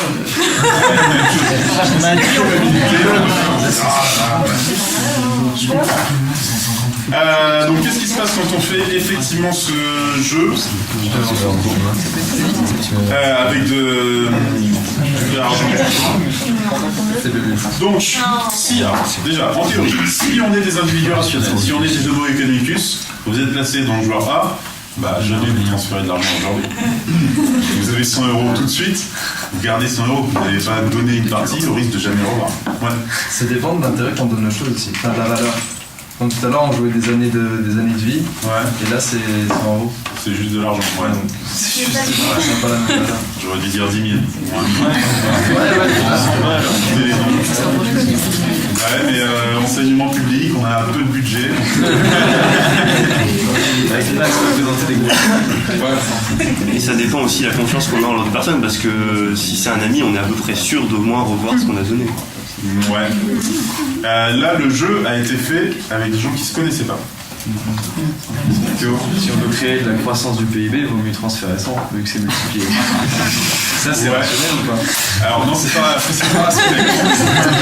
Déjà, très complètement pas rationnel. Mais et puis en plus, à titre individuel, on s'en fout. L'objectif, c'est qu'on a de l'argent dans les poches. Pourquoi? Parce qu'on devrait aujourd'hui. Donc, logiquement, les joueurs A ne sont pas censés transférer. Et de leur côté, si jamais il y a des fous qui transfèrent aux joueurs B, les joueurs B ne sont pas censés rendre. Ils se recroiseront jamais avec le joueur A. sont pas censés rendre. Or, c'est pas du tout ce qu'on observe. 90% des joueurs A transfèrent de l'argent aux joueurs B. Donc ça veut dire quand même il y a 10%. Combien En moyenne, ils transfèrent 50% de leur dotation. 50%, donc ils prennent un risque, ils disent bon bah je suis sûr de partir avec quelque chose, en tous les cas, je garde 150 €. Mais je tente le coup avec la moitié de ma dotation. Et on s'aperçoit que les joueurs B rendent. C'est complètement irrationnel. Ils rendent en moyenne un tiers de leur dotation. Ce qui fait que en fait, ils s'arrangent pour équilibrer les résultats des gains de je suis genre A, j'ai 100 €, je donne 50. C'est multiplié par 3, le joueur B se retrouve avec 150, il rend 50, on se retrouve chacun avec 100. Donc ça, c'est le comportement qu'on observe en moyenne. Là aussi, je voudrais y voir un signe d'attachement pour la coopération. On a des individus qui ne sont pas censés coopérer, et malgré tout, le joueur A décide de coopérer, de faire confiance, et le joueur B décide d'être digne de la confiance du joueur A en rendant une partie de ce qui lui a été donné, alors qu'encore une fois, ils ne se connaissent pas et ils se recroisent bonjour. Théo. Est-ce que ça change en fonction de si les gens sont pauvres, par exemple? Je sais pas, ça n'a pas été. Je n'ai pas connaissance d'expérience qui prendrait ce type de variable. Ou des sommes d'argent aussi. C'est vrai que le pouvoir, le pouvoir impliqué par la somme d'argent, 1 million d'euros tombe sur quelqu'un comme ça n'a clairement pas le même impact que 100 €, et ça va pas les faire afficher pareil. Ça, je sais que ça n'a jamais été fait. Des expériences en vrai avec $2. Ils n'avaient pas les budgets. En recherche. En même temps, je pense que quand t'as 1 million, t'es plus à en rendre 100 000, 200 000 près, tu vois. C'est tellement d'argent que ça te gêne pas d'en refiler un peu, quoi. Mais tu vas pas tout donner. Vas-y. Plus t'as d'argent, plus t'es proche de tes sous. Ouais. Il y a un côté collectionneur. Parce que moi, si j'ai 1 million, je m'en fous d'en refiler 100 000, 500 000 en fait. Regarde 2000. Du jeu. Alors pour vous dans tous les cas, donc faut garder à l'esprit, vous vous connaissez, vous êtes tous dans un cours un peu bizarre. C'est déconstruire, remettre en cause. Donc du coup on peut supposer que vous n'êtes pas un échantillon représentatif. Et comme le disait Paul, il peut y avoir une peur du jugement. Alors j'essaierai de lever cette peur du jugement après pour un dernier jeu. Les limites du jeu lorsqu'il a été fait avec des anonymes, avec une situation un peu plus proche de la réalité, est-ce qu'on peut vraiment en conclure que c'est un signe de coopération? On peut se dire que c'est plus facile d'établir une relation de confiance à deux que dans un grand groupe anonyme. Donc du coup, on peut dire on est prêt à coopérer avec une personne, est-ce qu'on est prêt à coopérer avec 100 personnes? Sachant que à deux, là aussi, la peur du jugement peut exister. Vous savez, vous êtes le joueur A, vous savez que rien ne vous a été rendu après que vous ayez voulu transférer d'argent, vous savez exactement qui vous a trahi. C'est le joueur B, il n'y a que lui avec qui vous avez. Donc du coup, cette peur du jugement peut jouer aussi, même si vous ne vous recroisez jamais, vous savez que l'autre sait exactement que c'est vous qui l'avez fait. Ce qui est moche. Donc la grande difficulté pour pouvoir tester la coopération, c'est de réussir à la tester en groupe. Donc, on va faire un autre jeu, le jeu de la contribution volontaire au financement d'un bien public. Merci, c'est confirme. Donc, jeu en groupe. Donc, le principe, on va faire plusieurs tours. Vous avez deux mains, une main droite, une main gauche. Vous avez plusieurs options. Soit vous... alors vous allez lever les mains comme ça, pas tout de suite, mais je vous levez les mains. Pour chaque main ouverte, vous mettez, je ne me trompe pas dans les chiffres, vous mettez 5 je crois.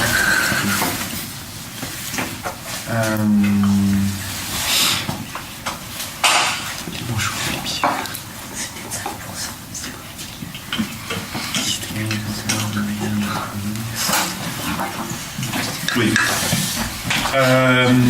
Chaque main ouverte, vous mettez 5 dans le pot commun. Chaque main fermée, vous mettez 10 dans votre poche. Donc, chaque main ouverte, 5 dans le pot commun. Chaque main fermée, 10 dans votre poche. L'intégralité du pot commun va revenir à chacun. Ok, parce que vous allez financer un bien collectif, vous allez financer, je sais pas, un cinéma, une piscine, tout ce que vous voulez. Ouais. C'est partagé ou c'est tout ce qu'il y a Ouais, non, du coup, c'est pas partagé. Si vous construisez une piscine, vous aurez tous accès à l'intégralité de la piscine. Vous aurez pas juste un mètre carré de piscine. Donc, du coup, l'intégralité du pot commun revient à chacun, plus ce que vous avez éventuellement dans votre poche. Ok. Donc 10 par main fermée, 5 par main ouverte. C'est tout bon?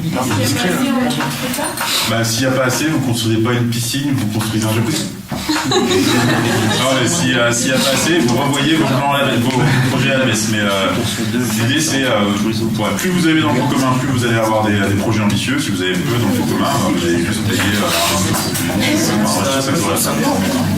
des petits projets. Et même si on s'en met dans la poche, on a accès aux biens communs. Bien sûr. C'est super ce jeu. Et alors, Paul, non, j'ai oublié. Si on prend 10, ça enlève du pot commun ou ça... Alors, tout ce que tu gardes, tu ne mets pas dans le pot commun. En gros, tu as plus qu'à 2 mains. Tu as 2 mains, tu peux mettre 20 dans ta poche, 10 dans le pot commun, 10 dans ta poche, 5 dans le pot commun. Oui, mais du coup, les 20 qu'on met dans sa poche, ils sortent du pot commun ou... Non, ils sortent du pot commun. Tu n'auras pas contribué au pot commun. Il y a un truc avec plusieurs tours ou... Ouais, à plusieurs tours. Ok, donc on va financer plusieurs avec des contextes différents. Avec des contextes. Je sais pas, on va faire une piscine, après on va faire un. Non, mais c'est pas comme ça qu'il faut. C'est pas forcément un projet différent à chaque fois. À la fin, vous avez un pot commun et vous pouvez dire qu'est-ce qu'on fait de ce pot commun. C'est bon pour tout le monde? Tout le monde a compris les règles? On va le faire 5 fois de suite. Logiquement, on le fait plus de fois, mais encore une fois, on va essayer de pour la conclusion du cours. Ça veut dire que tant qu'on le garde dans notre poche, on accumule de l'argent qu'on peut réinvestir après? Non, non, dans la poche, ça va dans la poche. On ne peut pas réinvestir. C'est bon pour tout le monde? Tu avais suivi les règles ou pas? Pas du tout. Alors, tu peux lui réexpliquer les règles pour voir si j'ai bien expliqué moi-même. Fais comme ça.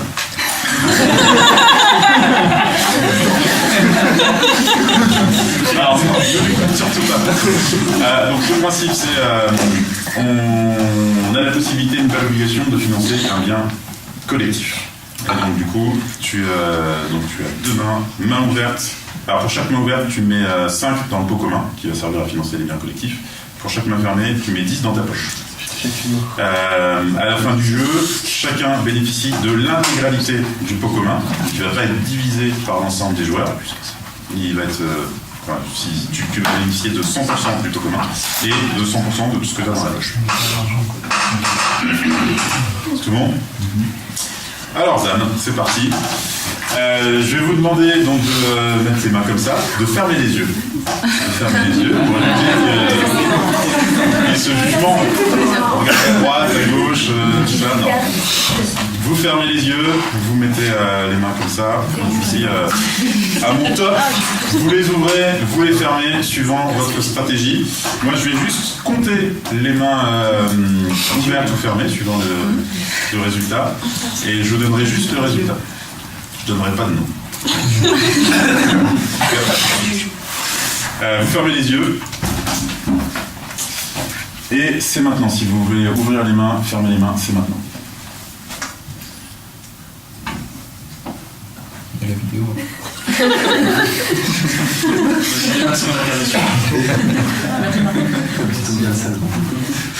C'est bon, vous pouvez baisser les mains. Il y avait 14 mains fermées. 14 mains fermées et vous êtes une trentaine. Je pense, non? Vous êtes 30 tout pile. 14 mains fermées. Donc vous avez pas mal contribué globalement. Donc vous avez un pot commun qui est pas mal. Mais donc 14 mains fermées. C'est bon. On fait le deuxième tour. Deuxième tour. Vous fermez les yeux. c'est bon, les yeux sont fermés. Hop, si vous voulez ouvrir les mains, c'est maintenant. Vous fermez les mains.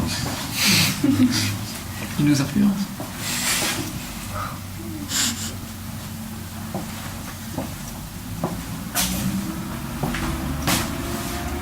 C'est bon, vous pouvez ouvrir les yeux. 13 mains fermées. 13 mains fermées.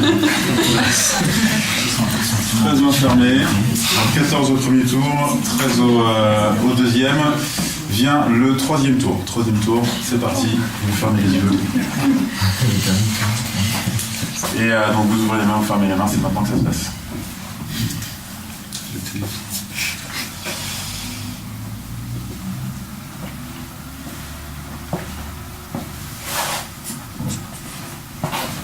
C'est bon, vous pouvez... Il y avait 6 mains fermées. 6 mains fermées. Alors là, autant vous dire tout de suite que vous n'êtes pas un groupe professionnel. Un groupe représentatif. Donc j'interromps tout de suite les tours, sinon on va finir à se retrouver avec que des mains ouvertes. Malheureusement, les tours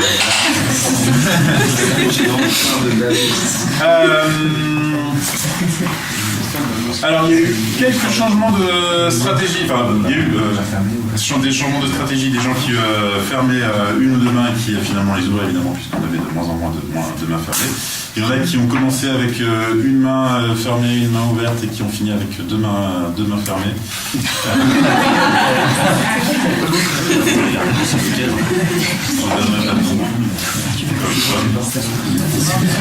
Est-ce que vous voulez expliquer votre choix, vos stratégies respectives? Est-ce que vous les assumez?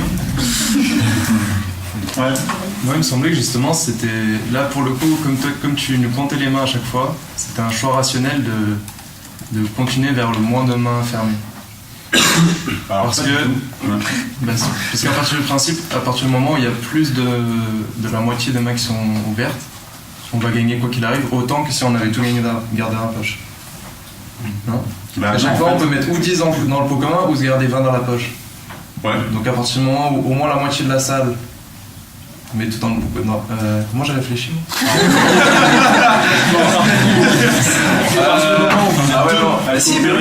vous n'êtes pas perdant. À ce moment, vous êtes deux à coopérer. À partir du moment si vous êtes deux à coopérer, vous mettez 20 dans le pot commun, vous avez 20, autant que si vous aviez gardé les deux mains fermées et que personne n'avait coopéré. Ah voilà, donc sauf en fait, que, à chaque tour, si les autres coopèrent et toi qui ne coopères pas, tu n'auras plus sur tous les autres. Si les autres... tu auras le pot commun, plus que tu as dans la poche. Ah, j'avais pas pensé à ça. Mais c'est pour ça, c'est pour ça que vous êtes tous là à coopérer. En fait, ça sert à rien d'être passé pour des informations. Ah oui, ça sert à avoir plus que les autres. Tu voulais intervenir? Je voulais juste parler que c'est dur de refuser de le prendre une seule fois. Par exemple, on a l'opportunité de prendre 10 euros comme ça. C'est dur de refuser de le prendre une fois. Mais on le fait parce qu'on a l'opportunité, je dirais. Alors qu'après, on préfère donner parce que ce qu'on va gagner le faire, ça va être plus gros que ça, je pense. Donc si on prend 10 euros à chaque fois. Enfin, oui, vas-y. Tu veux dire que c'est une sorte d'attachement aux 10 premiers euros que tu peux avoir? Je sais pas le ressent, on les épreuves de tout. Mais c'est pour dire qu'avoir l'opportunité de prendre 10 euros pour toi, je sais pas, c'est le fait d'avoir une opportunité de ne pas la saisir, tu vois, sachant que ça va pas. Fondamentalement, si les 5 autres fois je donne à chaque fois 5 euros avec mes deux mains, ça va pas tant pénaliser le pot commun, mais t'as envie de saisir cette opportunité de fois quand même une fois. Mais en même temps, 10 euros, qu'est-ce que tu vas faire avec quoi? Non, mais c'est vraiment pour le. Ah ouais, juste parce que t'as la possibilité de. Ok. Ouais, voilà, c'est ça. Ouais. Pourquoi on n'a pas continué l'expérience? Parce que si on avait continué l'expérience, vu qu'il y avait de moins en moins de points fermés, je suppose que la personne qui ferme les points, je dis pas que c'est moi, j'ai ouvert les mains à chaque fois, mais ce serait pas logique pour la personne qui ferme les points de se dire ok, c'est super, il y a tout le monde qui donne, je peux m'en remettre plein les poches sans pression quoi. Ah, ouais. Alors, encore une fois, logiquement, dans les groupes tests, ça fonctionne pas comme ça. Cette logique-là. J'y reviens juste après Paul. Et est-ce qu'il n'y a pas aussi le truc de voilà, tout le monde ouvre les mains, mais là on va avoir largement assez d'argent pour construire une énorme piscine, voilà, tout le monde ferme. Et à la fin du dernier tour, tout le monde ferme. Alors, logiquement, il y a un effet dernier tour. Sur le dernier tour, les gens coopèrent moins. Logique. Mais après, en fait, déjà, logiquement, alors quand je vous ai dit, il y a 14 mains fermées. Alors encore une fois, il y a des biais, la manière dont je voulais présenter, la composition du groupe, etc. Mais quand je vous ai dit, il y a 14 mains fermées, vous auriez dû vous dire, en fait, il y en a qui coopèrent pas. Du coup, pourquoi est-ce que moi je coopérerais pour ces gens qui coopèrent pas? Et donc, ce qui se passe, c'est que de tour en tour, logiquement, il y a de moins en moins de coopération. Moi, par exemple, au premier tour, j'avais fermé une main, parce que le côté 10 €, comme disait Marion, on a envie de les saisir. Et en fait, quand je me suis rendu compte qu'il y avait beaucoup de gens qui coopéraient, je me dis, si on coopère tous au final, on va pouvoir construire un truc super stylé, alors que moi, avec mes 10 €, je vais pas aller très très loin. Et du coup, ça va donner envie de coopérer plus, justement. Ouais, mais 10 € plus le pot commun. Ouais. Qui sera moins gros du coup. Et il en restera toujours moins stylé. Mais du coup, il y en aura encore plus dans le pot commun. Ouais. Et on pourra vraiment construire un truc bien. Voilà. Si le tour n'aurait pas été différent si on avait eu 16 mains fermées ou 14 au premier tour. Sachant qu'on est 30. Donc c'est des mains, c'est pas. mais ça veut dire qu'il n'y a plus la moitié des gens qui veulent en garder. Dans ma tête, c'était. D'accord, donc il y a une bascule à 16. C'est ça la réflexion qu'on peut avoir sur avoir une main ouverte, une main fermée, c'est se dire du coup, si jamais tout le monde fait ça, donc on a 30 mains ouvertes, 30 mains fermées, est-ce que je me serais dit aussi, on va pouvoir construire un truc super stylé ensemble, parce qu'on n'est pas passé le point de basculement de... si on avait été tous eu la réflexion de on a une main fermée, une main ouverte, est-ce qu'on aurait tous pensé c'est trop bien, on va construire un truc, et là tout le monde ouvert au deuxième tour? J'ai pas la réponse. En rejet. Donc juste les conclusions sur ce jeu. Donc on sait parce que quand on le fait, les joueurs ont tendance à contribuer, mais en moyenne ils donnent la moitié de leur dotation. Enfin ils ouvrent une main sur deux en moyenne au premier tour, et ensuite au fil des tours la coopération s'effrite. Donc on coopère de moins en moins jusqu'à devenir quasiment nul. Alors logiquement c'est fait 10 fois de suite, 10 tours. Donc à la fin, presque plus personne ne coopère. Donc ça c'est pas bon pour ce que j'essaye de vous démontrer, à savoir que nous avons une tendance à la coopération. Ouais. Moi je trouve que le format en tour et avec les scores à la fin, ça donne une concurrence juste par la forme, par la forme du jeu. Ça donne un peu... on se dit tiens je vais garder pour moi, mais on sait pas trop pourquoi, juste pour plus garder. Alors que si on avait discuté entre nous de qu'est-ce qu'on allait faire de tout cet argent entre chaque tour, je pense qu'on aurait tous donné très vite. Ah ouais, vous auriez pu vous faire aider, des projets de dingue et tout. On aurait pu essayer de convaincre les autres. Ouais. Après il peut y avoir aussi une logique d'émulation, on se dit on a un bon score collectif, on continue à faire toujours mieux. Toi tu le vois du côté concurrence, il faut aussi voir du côté de la coopération, le score. Toujours plus bon. Donc, on s'aperçoit que quand on le fait comme ça, les gens coopèrent au début, mais coopèrent de moins en moins, et qu'il y a un impact négatif des passagers clandestins. Il y en a qui ne coopèrent jamais, et du coup, ceux qui coopèrent au début se disent non, je vais pas continuer à coopérer pour ceux qui ne coopèrent pas. Donc, la question, c'est comment gérer les passagers clandestins pour faire en sorte que tout le monde coopère. Alors, on s'aperçoit que déjà, il y a 3 catégories de joueurs. Il y a donc les passagers clandestins qui ne contribuent jamais. Il y a les altruistes purs qui contribuent toujours, ceux qui restent au dernier tour et qui contribuent alors que les autres ne contribuent pas. Et puis il y a les coopérateurs conditionnels qui coopèrent à la base, mais qui revoient leur stratégie lorsqu'il y a trop de passagers clandestins. Donc comment faire pour lutter contre les passagers clandestins? Plusieurs pistes. D'abord, des sanctions financières.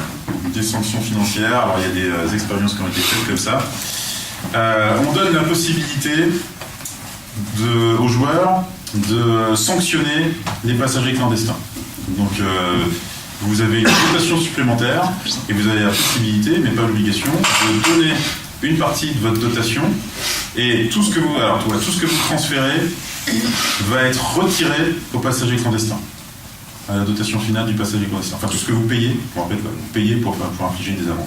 vous payez de votre poche, et tout ce que vous payez de votre poche va être retiré au passager clandestin. C'est pas les raisonnements. Donc il y a quelqu'un qui donne 2 fois ce qu'on paye. Donc il y a quelqu'un d'autre qui prend 2 fois ce qu'on paye. Non, c'est la caisse. C'est la caisse.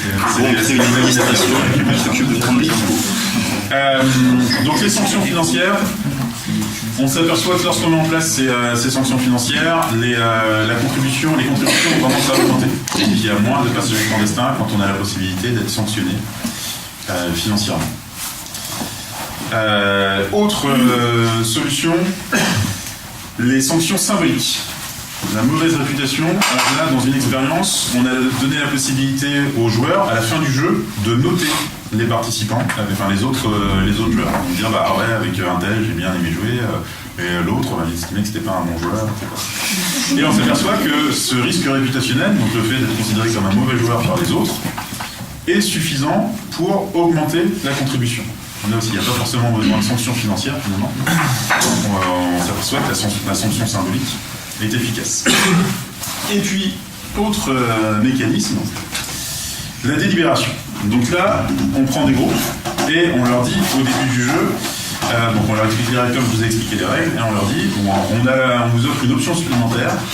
Alors déjà, vous pouvez vous entendre sur la stratégie à adopter. Donc vous délibérez, en gros, est-ce qu'il vaut mieux qu'on participe tous, est-ce qu'il vaut mieux que personne ne participe, ou que chacun garde un peu dans sa poche, puis qu'on participe pour l'autre partie, etc. Et globalement, les joueurs s'entendent assez facilement sur le fait qu'il faut contribuer, il faut participer, on pourra faire des projets de dingue, etc. Donc ils s'entendent là-dessus. Ensuite, on donne la possibilité de mettre en place les sanctions financières. Est-ce que vous souhaitez qu'on mette en place des sanctions financières ? Donc là, globalement, les groupes disent oui, on est plutôt favorable à la mise en place de sanctions financières, telles que je vous les ai expliquées.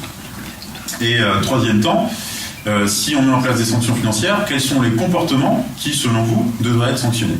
Et tout le monde tombe assez facilement d'accord sur le fait que c'est les passagers clandestins qui devraient être sanctionnés. Et bien, une fois qu'on a fait ces 3 temps, on s'aperçoit que les gens coopèrent beaucoup plus facilement. Donc en gros, ça revient à dire, si on veut faire en sorte que la coopération se développe dans les groupes, il est important que, en gros, les groupes soient constitués, se reconnaissent comme groupe et se fixent des normes de comportement. En disant clairement, ce comportement il est bon, ce comportement il n'est pas acceptable.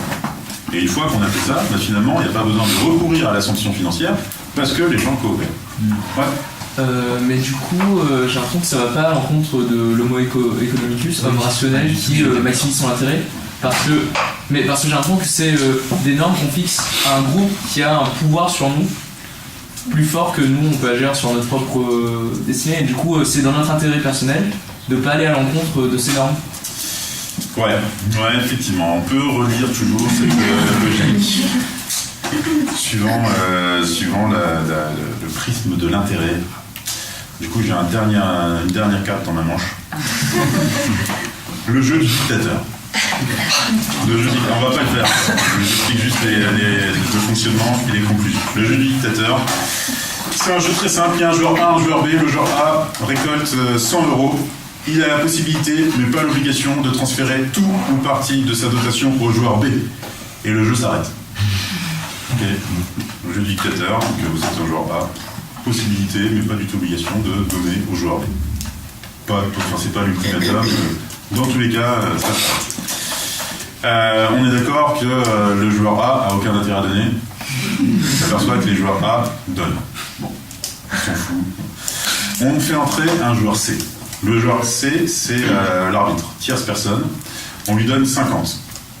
Et il a la possibilité, mais pas l'obligation, de payer pour sanctionner le joueur A s'il estime que le joueur A n'a pas été assez généreux. Pour 1 € donné, il y a 2 € qui seront retirés au joueur A. Ok ? Pour 1 € payé, pour 1 € payé par le joueur C, il y aura 2 € retirés au joueur A. Et sinon, le joueur C, il gagne, c'est qu'il garde son argent ou pas ? Oui. Et oui. Donc, un joueur A qui a 100 €, un joueur B qui a rien, un joueur C qui a 50 €. Le joueur A a la possibilité de transférer tout ou partie au joueur B. Le joueur C a la possibilité de payer pour retirer, pour chaque euro payé, pour retirer 2 € au joueur A. Ok ? Les joueurs ne se connaissent pas. Ils se recroiseront jamais. Ok. Et même, ils sont pas dans la même salle. Ils se connaissent pas, ils ne se voient pas. Le joueur C a aucun intérêt à payer pour que le joueur A perde. On est d'accord? Et ben, on s'aperçoit que les joueurs C payent pour sanctionner les joueurs A. Comment est-ce qu'on peut le voir avec la logique de l'intérêt? Mais s'il était à la place de B, oui, mais lui, il n'est pas à la place de B, il a 50 € dans la poche, et il dit, bah non, je préfère avoir moins pour sanctionner le joueur A, parce que j'estime que le joueur A n'a pas coopéré. À mon sens, on ne peut pas le voir avec la logique de l'intérêt. Et donc, ça me semble être... Ouais, non, tu veux... ouais, est-ce que c'est pas parce qu'on nous a appris qu'on doit établir des sanctions quand on pense que quelque chose n'est pas juste? Et du coup, même si ça nous fait perdre de l'argent, on veut sanctionner la personne. Sentiment d'obligation. Ouais. Obligation, c'est pas intérêt. Ouais. On a plutôt intérêt à garder les 50 €. Dans tous les cas, encore une fois, on ne connaît pas le joueur A, on ne connaît pas le joueur B. On ne pourra jamais être remercié par le joueur B, on ne le verra pas. C'est sentiment d'obligation, attachement à la coopération. Alors, c'est parti. Ça pourrait être dans l'intérêt d'un système économique qui marche bien. C'est-à-dire que si celui qui a l'argent il le garde, et ben on va le punir pour que la prochaine fois il recommence pas. Ouais, alors sachant que là il n'y aura pas de pour lui montrer, pour que moralement il s'oblige à donner des sous. Mais ouais, là c'est un jeu, c'est juste one shot, on le fait une fois, on se recroise jamais. C'est pas un jeu répété. Ouais. Il me semble qu'il y a un gros biais de l'échelle dans tous ces jeux pour vraiment sortir des conclusions. Qu'on n'agit pas du tout de la même manière avec 50 ou 100 € que dans le choix de vie, on va dire, ou quand il s'agit de plus grosses sommes, ou même d'autres choses que simplement de l'argent. Du coup, ce biais-là, on peut pas le lever. Puis l'argent a toujours une provenance aussi, qui joue, pour moi en tout cas, ça intervient dans la réflexion. Savoir comment on l'a gagné. Comment on l'a gagné, ou à qui on le prend, entre guillemets, quoi. Ou à qui il aurait pu profiter. Du coup, effectivement, on ne fait pas rentrer une notion de mérite ou de pénibilité ou de chance là-dedans. Je pense qu'il y a la notion de mérite, justement, se dire que cette personne a reçu 100 € a priori sans rien faire, dans une société où on est très attaché à la valeur du travail, tout de suite on a envie de le punir, quoi. Déjà, il reçoit 100 € sans rien faire, et en plus, il ne veut pas partager. Du coup, forcément, derrière. Alors là, ça, à ma connaissance, on ne l'a pas testé. La seule chose qu'on ait testé, c'est notre sensibilité aux besoins des autres. On s'aperçoit que dans le jeu du dictateur, là, vous êtes les joueurs A, je vous dis, vous avez la possibilité, une obligation, de donner tout ou partie de votre dotation au joueur B, et le jeu s'arrête. Et si je rajoute et le joueur B est en situation de handicap, vous allez avoir tendance à donner davantage. Donc on tient compte du besoin pour évaluer ce que chacun doit avoir. Mais on ne tient pas le mérite ou les conditions dans lesquelles on a gagné cet argent rentre pas, à mon sens, ne sont pas été testés. On a fait des sens, pas été testés. Ouais, tu voulais intervenir. Mais pour moi, dans tous ces jeux, la situation du jeu influence beaucoup le comportement. On n'a pas trop de libre arbitre par rapport à une autre personne. C'est le jeu qui, pour moi, pousse le joueur à faire tel ou tel truc. Alors c'est les règles du jeu. C'est les règles du jeu qui poussent, qui influencent beaucoup en fait. C'est là que je veux en venir. Du coup, si je vous ai amené là, c'est magnifique. Je reviens juste après. Deux interventions, vas-y. Ça change quoi du coup l'entrée de l'arbitre du joueur C sur ce que donne le joueur A ou B? Est-ce que j'ai ça? C'est déjà qui savent au début que.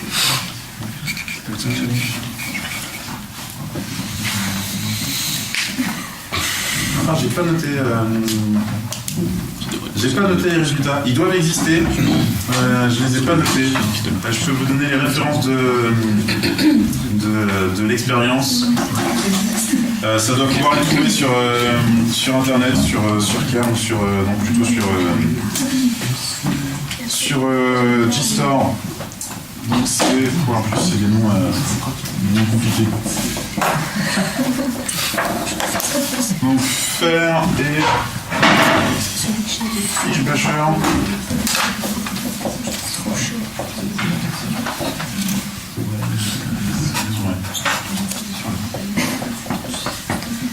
Et c'est une étude de 2004. Donc là, tu dois pouvoir trouver les résultats. Et oui, je ne les ai pas notés. Sur A. Et il y avait Théo, tu voulais intervenir? Ouais, pour revenir sur ce que disait Arnaud,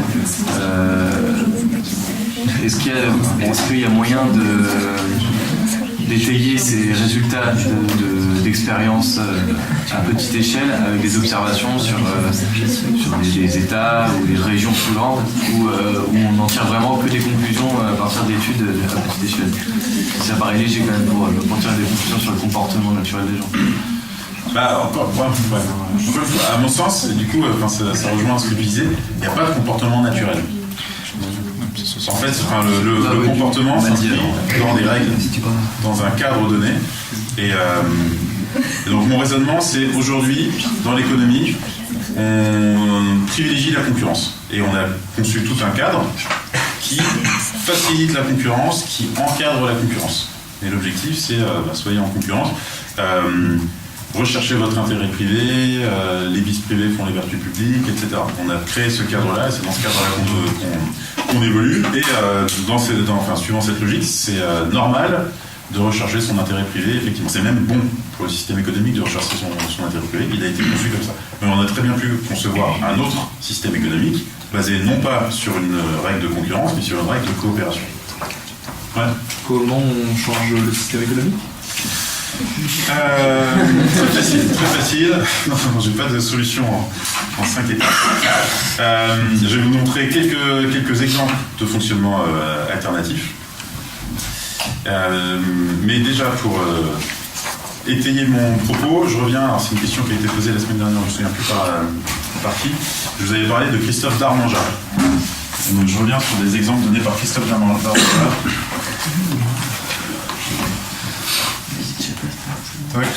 Donc, il est prof à Paris 7 et donc il avait écrit un livre qui s'intitule Conversation sur l'origine des inégalités. Et donc dans son livre, il s'intéresse aux sociétés égalitaires. Il dit donc on n'a pas toujours été, les sociétés humaines ne sont pas toujours inégalitaires. Dans certaines sociétés, il y a un partage égalitaire de la production qui est opéré. Pourtant, ces sociétés sont des sociétés humaines. C'est-à-dire qu'elles sont peuplées de gens comme vous, comme moi. Donc ils sont aussi vertueux que nous, ils sont aussi vicieux que nous, ils ont les mêmes défauts, les mêmes qualités que nous. Ils sont faits vraiment comme nous, de bras de jambes. Et pourtant, ils ne fonctionnent pas de la même manière. Et la seule chose qui change, c'est le cadre dans lequel ils évoluent. Donc les normes sociales auxquelles ils obéissent. Et donc nous, on a des normes sociales qui disent enrichissez-vous, ils disent recherchez votre intérêt privé. Eux, ils ont des normes sociales qui disent surtout pas ça. Ils ont des normes sociales. Alors je vous donne deux exemples. Donc c'est essentiellement des sociétés de chasseurs-cueilleurs. Dans certaines sociétés, il y a une norme qui veut que le chasseur n'est pas propriétaire de son butin, du fruit de sa chasse. Donc c'est généralement ses beaux-parents. Ses beaux-parents qui sont propriétaires du fruit de sa chasse, et c'est ses beaux-parents,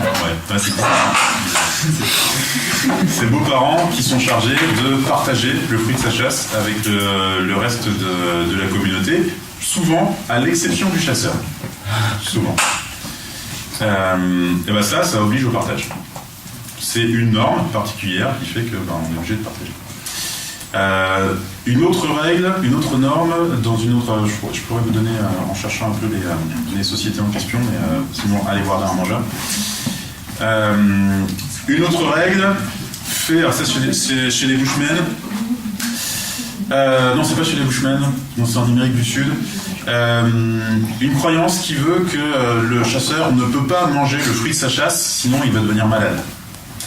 Ce qui fait que le chasseur chasse, mais il est obligé de partager. Dans tous les cas, il ne pourra pas le manger. Donc il est obligé de partager. Norme sociale qui oblige au partage, qui oblige à la coopération. Et du coup, les chasseurs chassent les uns pour les autres, nécessairement.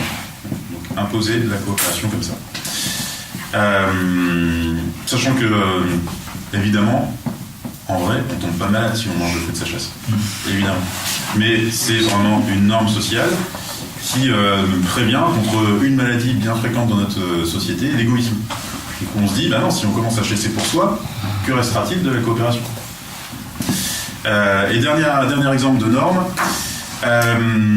Donc ça, c'est chez les Bushmen. Le principe, c'est on chasse collectivement, et celui qui va être propriétaire du butin, c'est celui qui a fait mouche, celui dont la flèche a fait mouche.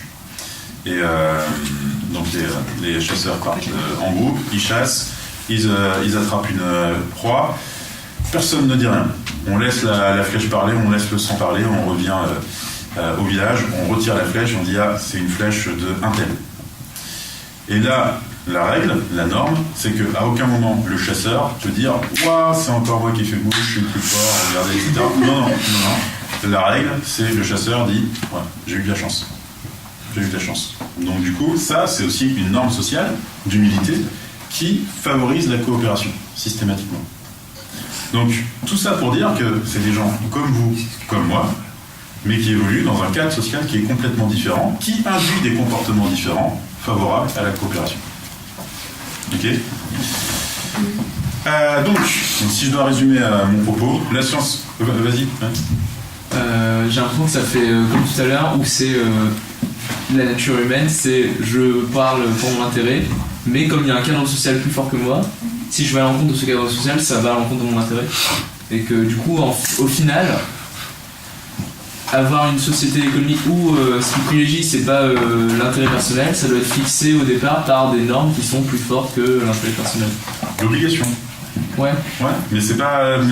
Enfin, non pas que ce soit mal, mais je pense que par nature on serait égoïste. C'est très mal de dire par nature dans ce cours, mais on serait tout le monde a envie de se protéger soi-même, mais que pour protéger la communauté, il faut pas compter uniquement sur ses valeurs personnelles, mais sur des normes qui seraient au-dessus de nous. Alors je reviendrai juste après sur le par nature on est égoïste, mais vas-y. Et du coup, qui a fixé ces normes?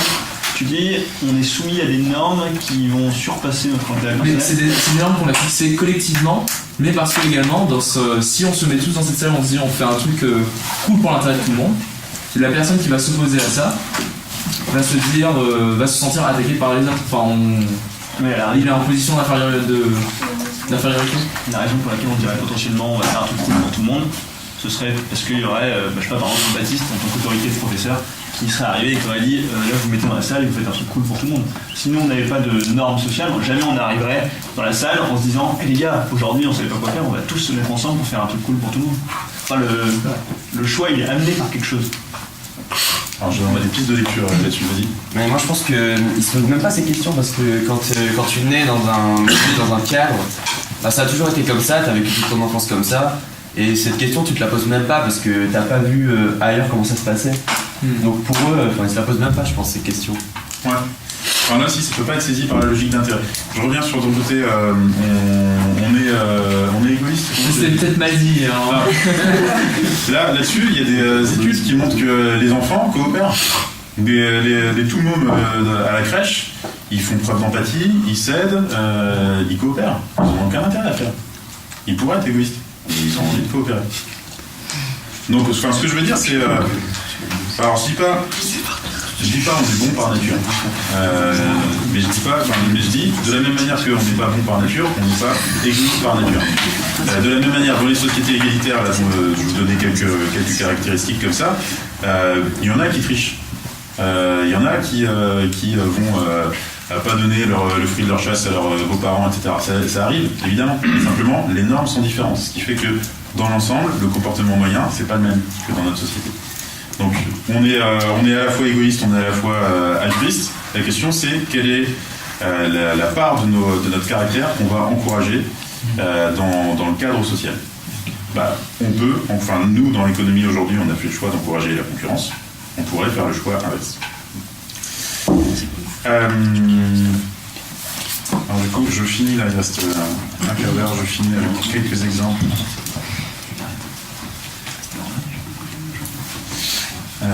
Je passe des éléments, des coopérations.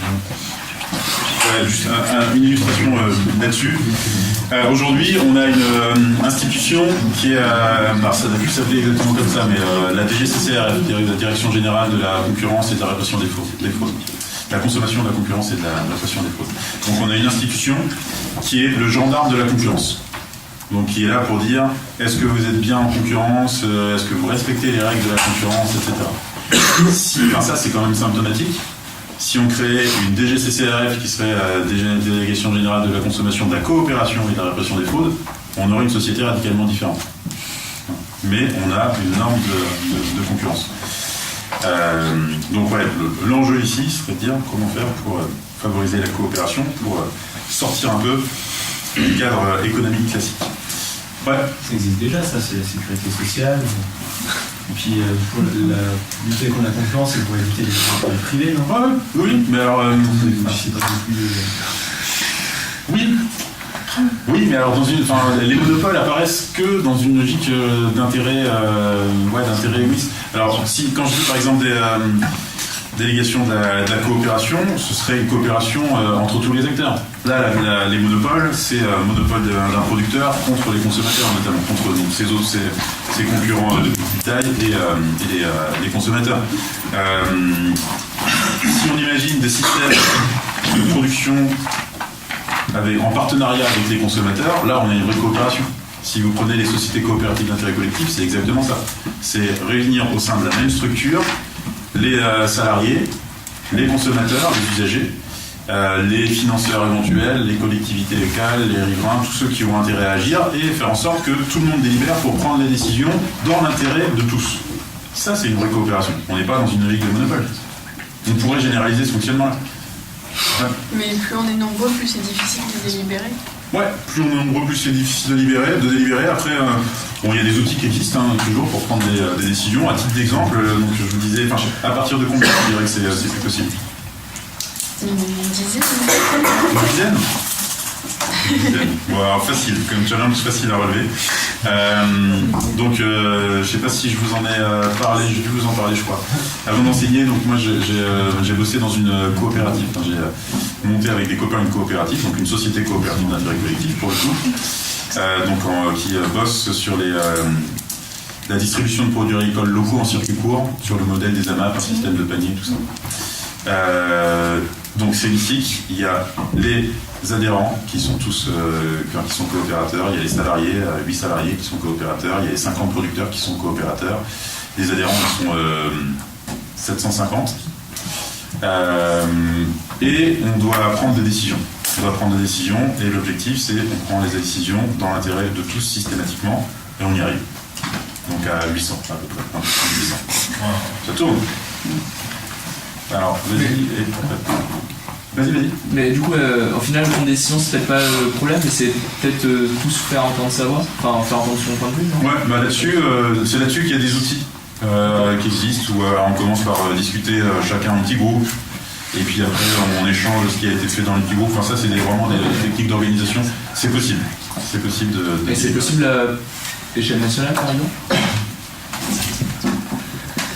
Alors, je donnerai juste après l'exemple du Chiapas, qui est celui que je connais à la plus grande échelle, à l'échelle d'une région grande comme la Bretagne ou la Belgique.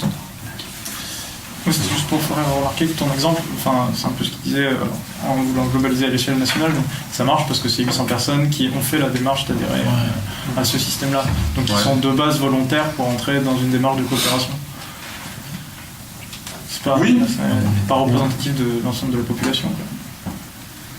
Ouais, enfin encore une fois, c'est une question de cadre. Qu'est-ce qu'on met en place comme norme? Est-ce qu'on peut pas mettre en place des normes qui disent, dans tous les cas, en fait, peu importe que vous soyez prêt à rentrer dans une logique de coopération, il faut que vous soyez dans une logique de coopération.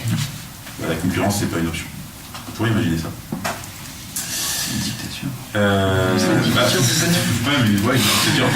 Aujourd'hui, on est dans une dictature de la concurrence. On dit, c'est comme ça que vous devez être. Si vous n'êtes pas dans une logique de concurrence, vous êtes perdant dans la course. Ouais. Mais ce serait possible de changer la norme d'un coup, parce qu'on est déjà. On a appris à penser d'une certaine manière. Ouais, alors ça me fait penser que j'ai oublié de revenir là-dessus. On a appris à penser d'une certaine manière. Je vous disais, quand on a suivi des cours d'économie, on a tendance à raisonner vraiment comme un homo economicus. J'ai un très bon pote économiste qui est À chaque fois, je suis frappé de la manière dont il résonne. C'est exactement ça. L'exercice qu'on a fait tout à l'heure, là, avec donc, le jeu de la contribution volontaire au financement d'un bien public, c'est quand on le fait avec des étudiants en économie, le taux de coopération est beaucoup plus faible. Dès le début, beaucoup plus faible. Il y a un test qui a été fait comme ça, on a pris deux groupes différents. Un groupe pour réactualiser, en gros c'est jeunes de banlieue qui avaient l'habitude de jouer régulièrement ensemble au football, et de l'autre étudiants en école de commerce. Et on s'aperçoit que la coopération est beaucoup plus forte du côté des jeunes de banlieue qui avaient l'habitude de jouer régulièrement au foot, plutôt que du côté des étudiants en école de commerce, dans la même école de commerce, même promo, etc. Donc avec le même degré de connaissance, si vous voulez, dans les deux cas. Simplement, un groupe a été en contact poussé, avancé avec la théorie économique, et l'autre ne connaît rien à l'économie. Ouais. Les gens qui pensent comme vous sont en minorité. Donc, est-ce que est-ce qu'on a raison? Donc du coup, je dirais pas que les gens qui pensent comme moi sont en minorité. Encore une fois, je pense on a tous un penchant pour la coopération, on a tous un penchant pour l'égoïsme, pour l'individualisme. Mais simplement, c'est juste que on évolue dans un cadre particulier. Et, du coup, si plein de gens du coup on se dit certainement tiens, ce cadre c'est pas le meilleur cadre économique, pourquoi plein de gens se disent pas tiens bon on va le changer tous ensemble quoi, enfin... ouais, mais parce que du coup le cadre pèse. Bref, donc quand on parle du cadre, il y a aussi la question des critères de réussite, il y a la question de l'efficacité, et en fait le cadre fait que la stratégie de concurrence est la plus efficace aujourd'hui. C'est la plus rémunératrice. Du coup, c'est compliqué d'avoir une stratégie alternative. C'est pas possible de changer ça. Il faut accepter d'être perdant relatif. Mais vu que si on sait que être perdant relatif, c'est la bonne chose pour la communauté à long terme, pourquoi il n'y a pas plus de gens qui se mettent là-dedans quoi? Parce qu'on est humain et qu'on se dit est-ce que je peux faire un sacrifice immédiat pour qu'à long terme tout le monde gagne? Il faut être militant. Les militants le font. Je vous donnerai des exemples, j'espère avoir le temps de vous donner des exemples aussi. Il faut être convaincu de cette information aussi. Il faut être convaincu que il y a plein de gens qui n'ont juste pas la réponse ou qui ne sont pas convaincus de la réponse qu'on a cette réponse-là. C'est vrai, il peut y avoir aussi ce facteur qui limite les possibilités de militants. Je donne juste un autre exemple aussi, avant que j'oublie. Sur notre côté, le fait qu'on n'agit pas toujours par intérêt et qu'il y a toujours ce sentiment d'obligation. L'exemple très connu du don et du contre-don, je ne sais pas si vous avez déjà croisé les histoires de Marcel Mauss, la triple obligation du don. Donc Marcel Mauss, anthropologue français début 20e, qui a écrit un livre qui s'appelle Essai sur le don, c'était dans les années 1920, 1921, 1924, où il dit il y a quelque chose que l'on retrouve dans toutes les sociétés, et qui échappe à la logique de l'intérêt, c'est la triple obligation de donner, de recevoir et de rendre. Triple obligation de donner, de recevoir et de rendre, qui fait que même dans notre société hyper individualiste, etc., si on vous fait un cadeau, vous allez avoir l'obligation de l'accepter et vous allez avoir l'obligation de faire un cadeau en retour. C'est l'obligation. À aucun moment c'est une logique d'intérêt. C'est juste, alors il y a la pression sociale, il y a le cadre. Quand on vous fait un cadeau, vous acceptez le cadeau et vous êtes obligé de faire un cadeau en retour. Si un copain vous fait un cadeau pour votre anniversaire, vous allez être obligé de l'accepter et de lui faire un cadeau pour son anniversaire, logiquement. Mais après, est-ce qu'on ne fait pas dans l'intérêt de recevoir le cadeau encore Ouais, ce serait vicieux, mais ça peut exister, ceci. Je vous explique tout ça en m'appuyant sur Gilles Berlis. Gilles Berlis, c'est un économiste suisse genevois, il enseigne à Genève en tout cas, qui est décroissant. Il a écrit pas mal de bouquins qui sont plutôt bien si vous vous intéressez un peu à la décroissance, notamment, alors il vient d'en écrire un, j'ai oublié le titre de son dernier livre. Avant, il avait écrit notamment L'économie ordinaire entre songe et mensonge, qui est vraiment bien.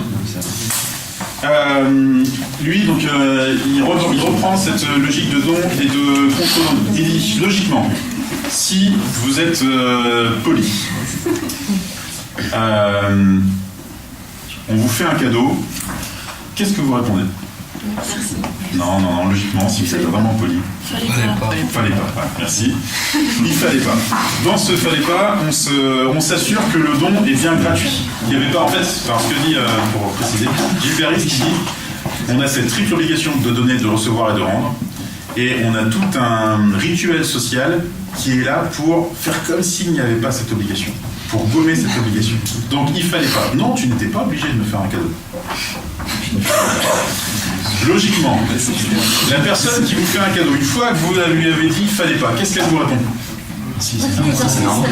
Ça me fait plaisir. Ça me fait plaisir, c'est 3 fois rien, etc. Même chose. Là, on dit, c'est pour moi que je le fais, ça ne t'oblige à rien en retour. C'est 3 fois rien par rapport à l'estime que j'ai pour toi, c'est 3 fois rien, ça ne t'oblige à rien en retour toujours. Ok ? On gomme l'obligation.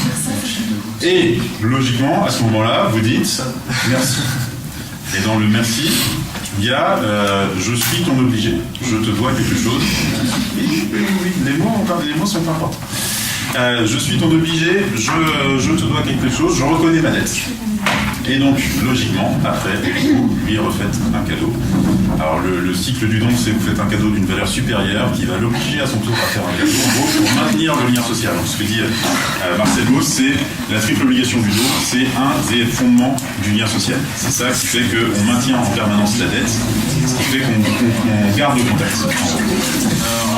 Si vous voulez une approche plus simple de ça, figurez-vous juste les rapports amicaux qu'on peut avoir, où un coup on va manger c'est l'un, un coup on va manger c'est l'autre, à charge de revanche, etc. Et qu'est-ce que j'amène? On est dans des logiques de don qui font. Bref, ça échappe complètement à la logique de l'intérêt. On ne fait pas ça par intérêt, alors sauf si voilà, on est un peu retors et on se dit je fais un cadeau.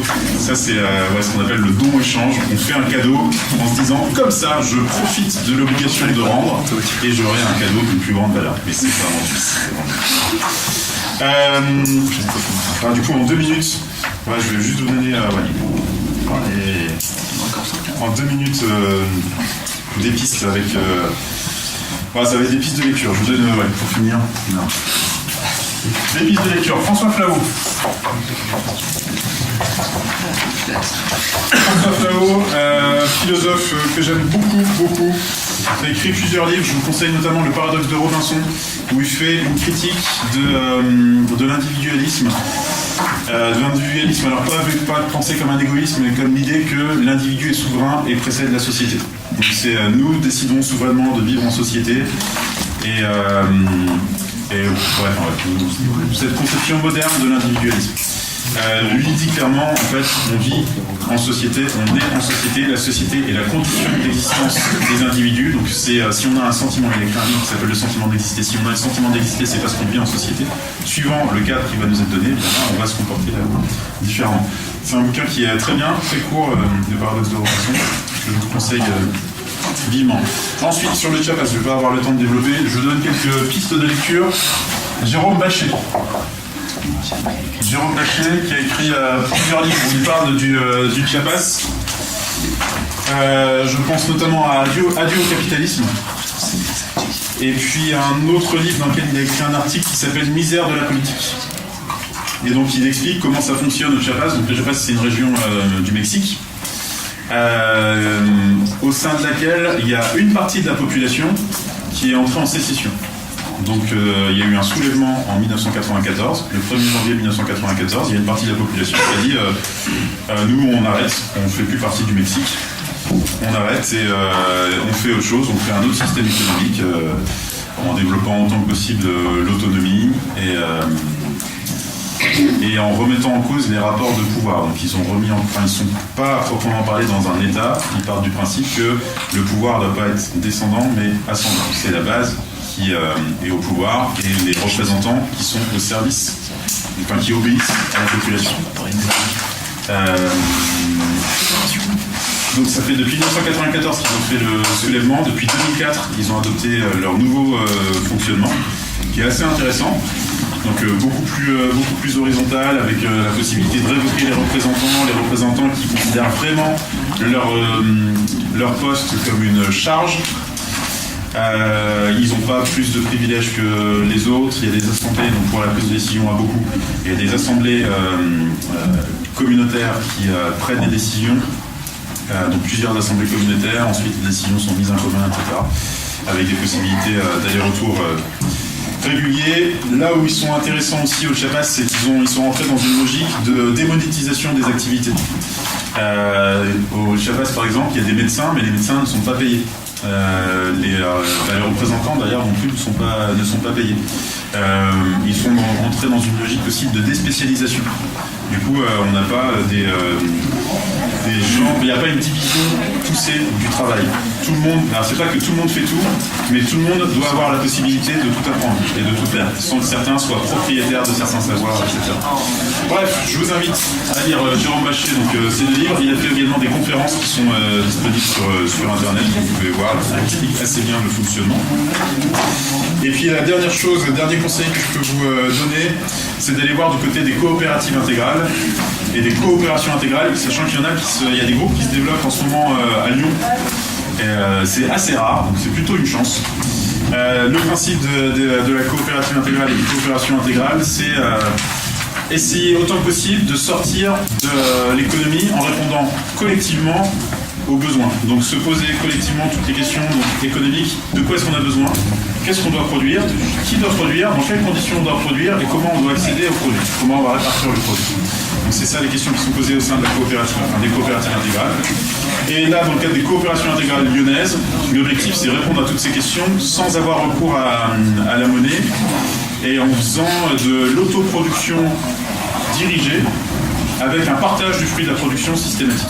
Donc c'est fait sur des terres agricoles pas trop loin, c'est fait avec, parce qu'il y a des ateliers de production de pain, il y a des ateliers de production de produits ménagers, il y a des ateliers de production de conserves, des légumes, enfin tout ça à chaque fois systématiquement, c'est ce qu'ils appellent une provision commune. Tout le monde bosse, tout le monde a la possibilité de participer aux ateliers, et ensuite l'intégralité de la production est partagée entre tous les membres de la coopération.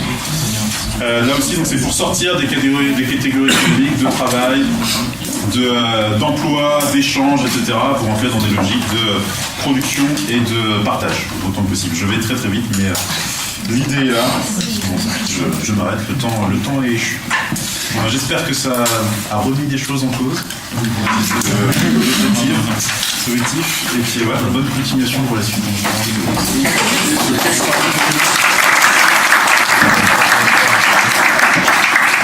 Juste avant de partir, du coup, je vais savoir à Baptiste parce qu'on est des gens polis. Et la semaine prochaine, vous regarderez sur Moodle ou peut-être on aura un mail pour vous dire de regarder, mais vous aurez du travail sur Moodle. Il faut juste qu'on le coordonne en fait. Du travail? Oh, fallait pas. Non, mais c'est sympa à dire une vidéo, ça sera pas une œuvre, pensez comme une œuvre.